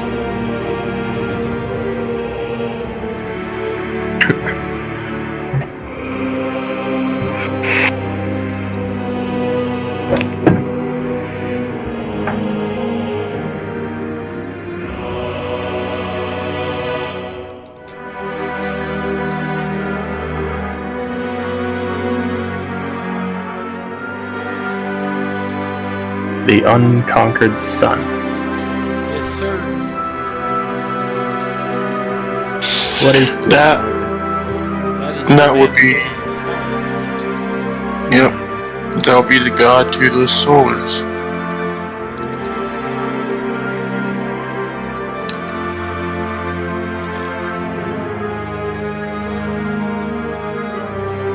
How does exaltation work? How do you get exalted? Luck. Yeah, pretty much. We don't know exactly. They don't really tell you. All they really say is it happens. And it happens because the amount of souls that were given to be solars have run lower in living bodies than what is supposed to be incarnated. The issue is like a shit ton of souls have been put in a jar, given, well, taken by one of the many gods, and then like some have fallen to the abyssals. There are some wandering who you hear of, but or don't. Because again, this is, even though, you know, 1 square might only be like 30 miles, you go 4 squares away, and that's 120 miles, like, and that's a lot of space for big events to happen. But that's why when we talk about it, we focus down onto, usually there's no more than maybe 30 solars that are actually left out of the original 3,000. Is normally how I've heard it explained.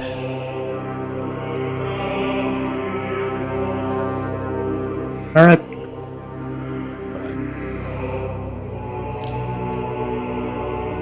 How's it going, Thomas? Right, so I found the last one, but would it be okay if I were to just like put on the Essence Overwhelming, Melee, and Medicine and treat it as 2? Technically that's what you're supposed to do, so yes. Okay. Yeah, they are individual charms. Even though they do the same thing, they're individual. Because it's not as if you activate Essence Overwhelming for anything. You activate your first Melee Excellency Essence Overwhelming for Melee, and then your first Medical for Medical. They are separated. Gotcha. Yes, sir. And the biggest reason why that's also important, though, is because it helps you fill out your charm slots faster because they know they're asking a lot. But at the same time, some solars, even if they are the same casts, are not going to be kitted for the same style. 2 Zenith or 2 Dawns, one might be fantastic at commanding his troops and stabbing a dude, while the other might be great at pimp slapping a hoe and slinging arrows like Legolas, you know. So it helps also create that diversity within the casts.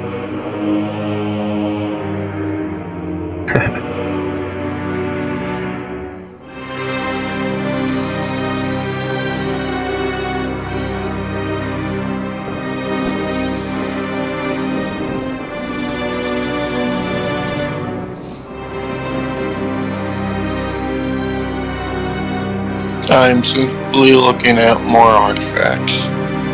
The artifacts are pretty cool. Where are the artifacts, actually? 383 in the basic artifact. There, I have now gotten my 10 charms.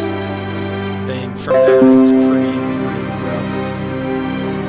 Or what is the next bit of the character creation? Because the next one would be step 5. Essence, willpower.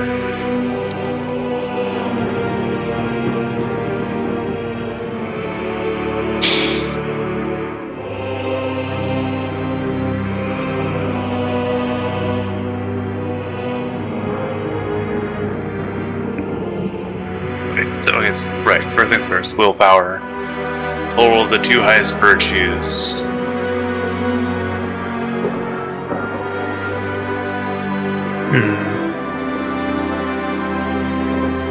Oh, these are all the artifacts you get? Oh, there's also more actually. books. Yeah. Shit. Yeah, like I was looking at one that literally won't let you die if you keep doing altitude to it. Even if you're a pile of ash, it'll turn you back into a person. God. Like that was if you- the first one I saw too. Smash Fist looks fun. Wait, personal essence is essence times 3 plus willpower. It gets automatically calculated, but yeah. Which would be in combat. Did that adjust or no? Yeah, it automatically adjusts to whatever your current essence is. So if your current essence is 2, it'll automatically calculate the 2. Artifact. Although it's yeah, so essence shows it's 0, but then where was that personal variant?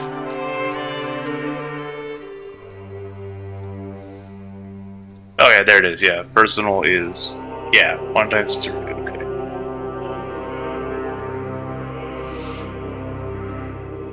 Peripheral essence times 7. That got adjusted as well. You said you already calculated my health levels. Yes, sir. Did that one for free. And then bonus points, 15 may be spent on at any time during character creation. And then simple concepts. Oh.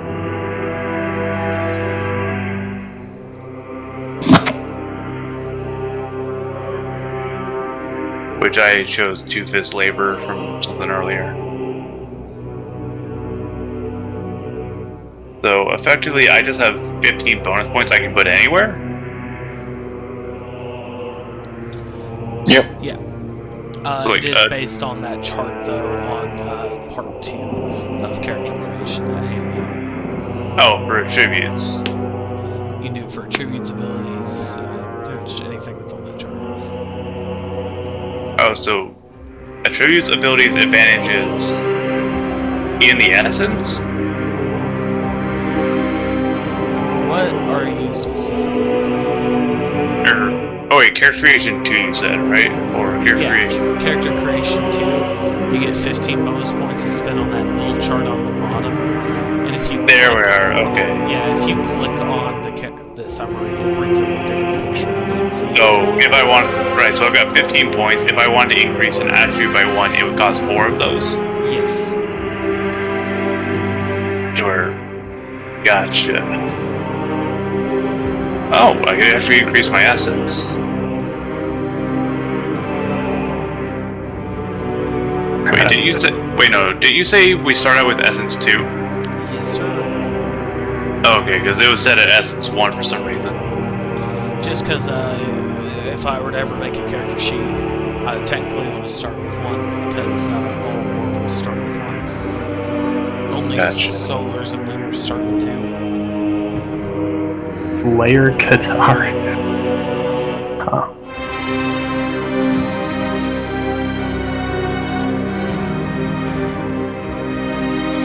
Okay, I am not going to spend my bonus points on more charms. I can do that on level up. That's pretty much what you do. You'll spend your 'Cause I'm bonus just- points on like raising your essence and easy shit. Yeah, because like with 15, I could raise my essence by 2, leaving me with 1, and then I could use on specialty. Or For rules on attacking inanimate objects.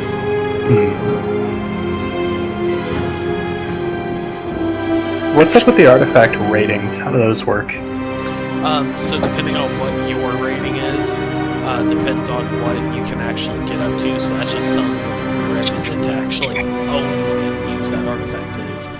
Then depending on the artifact, which is most of them, or I think all of them, you have to commit a certain amount of modes, which tells you the item itself. And then these modes are permanently committed to that until you uncommit them. How many motes do I have? 15, 36 peripheral? So, and you want to commit your, you can commit either one, Committed. Custom Right. mote? okay, there. I'm done with my bonus points. I used 7 to increase my essence, and then 8 to give me 2 more ability points. Or wait, did I read that right? Oh no, abilities cost 2. I was thinking of attribute. In which case, I just got 4 more. Or 4 more points, so I could get my ability points.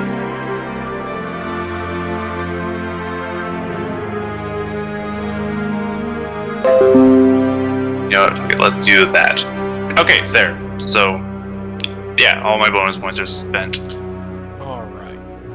Then would you Which case guys that- like a brief introduction before Blake goes and crashes? Sure. Alright. So, to make this easy, I'm going to begin you all in a single city. And of this city, I shall choose one Alright. that is a personal favorite of mine. You begin in the city of Rubalak, each and every one of them. For whatever reason, you all have been called here. each of you exalted for different amounts of time, but all exalted the same. You all have been called to a single spot by different sorts of individuals, but the message has made it through, and you're all here in different parts of what is a massive mansion. Now, Rubelek is not known for its wealth, but it is known for its nobles. It has a few that live in such luxury that the poor people around it have something more to aspire to, or so the Dragon-Blooded say. However, the Dragon-Blood presence here is relatively weak, but they know peace is more or less easy to enforce, and the land is cheap. It is simple farmland, nothing too terrible. And it's not too close to the Imperial, so if anything goes wrong, what are they to care? This mansion that you have been called to has you all separated into different rooms, which I'll go in more to detail when we actually begin the session proper. Each of you have come to fill a favor from a friend, or someone you might call a friend. So with that, within a massive mansion made of gold and white trims, made out of various marble and limestone, you all will begin your adventure here, learn each other's tales, and perhaps, just maybe, succeed in saving creation from itself, from inside, and, well, maybe from each other, if it comes to that. Enjoy your sandbox, boys. With that, however, I am tired as fuck. Yeah. So, one thing I want to get clear. Do you guys want to play on Fridays or Saturdays? I wouldn't mind Fridays since we go a little bit longer. Yeah, that's true. Yeah. Okay. I might not be able to make it on Fridays for a while though because my work schedule when I get out of quarantine. Gotcha. Well, if we need to, we can do it on Saturdays, and then we could just play games on Fridays, and then we can switch it when you're back. Fair enough. I'm imagining probably not longer than 3-hour sessions. That way, if we still want to play other games, we can. Or if you guys need time to think. Though if we get too enveloped that it turns into a 4 or 5 hour session, I mean, fuck it, so be it. But, yeah. Alright, give me 1 second, because I've nearly got the... Where was that? Okay. Let's take a bath.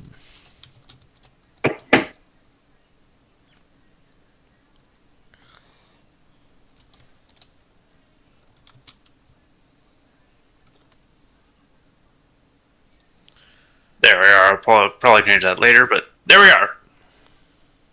I've not actually got that dealt with.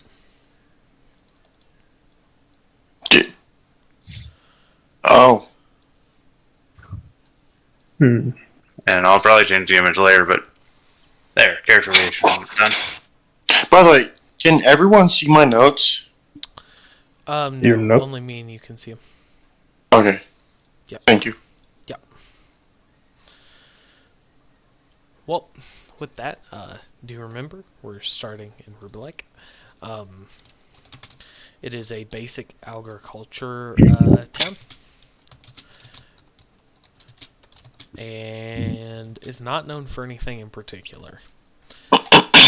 Outside of its nobility, being on the lower end of the noble spectrum, the Dragonblood kind of see as a good place to push people away.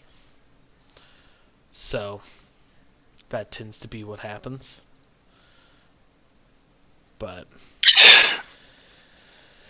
yeah. But I do have to ask, for today, if anyone interested, I got a 4-day weekend.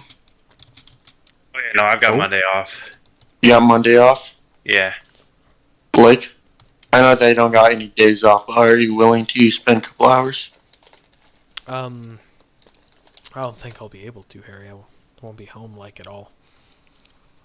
Not like for when you do come back, or you're just gonna go straight to bed. I'm probably gonna have to go straight to bed. Alright. Yeah. Hmm. I'm up stupid early and stay up super late. And all the time in between's filled with something. Damn.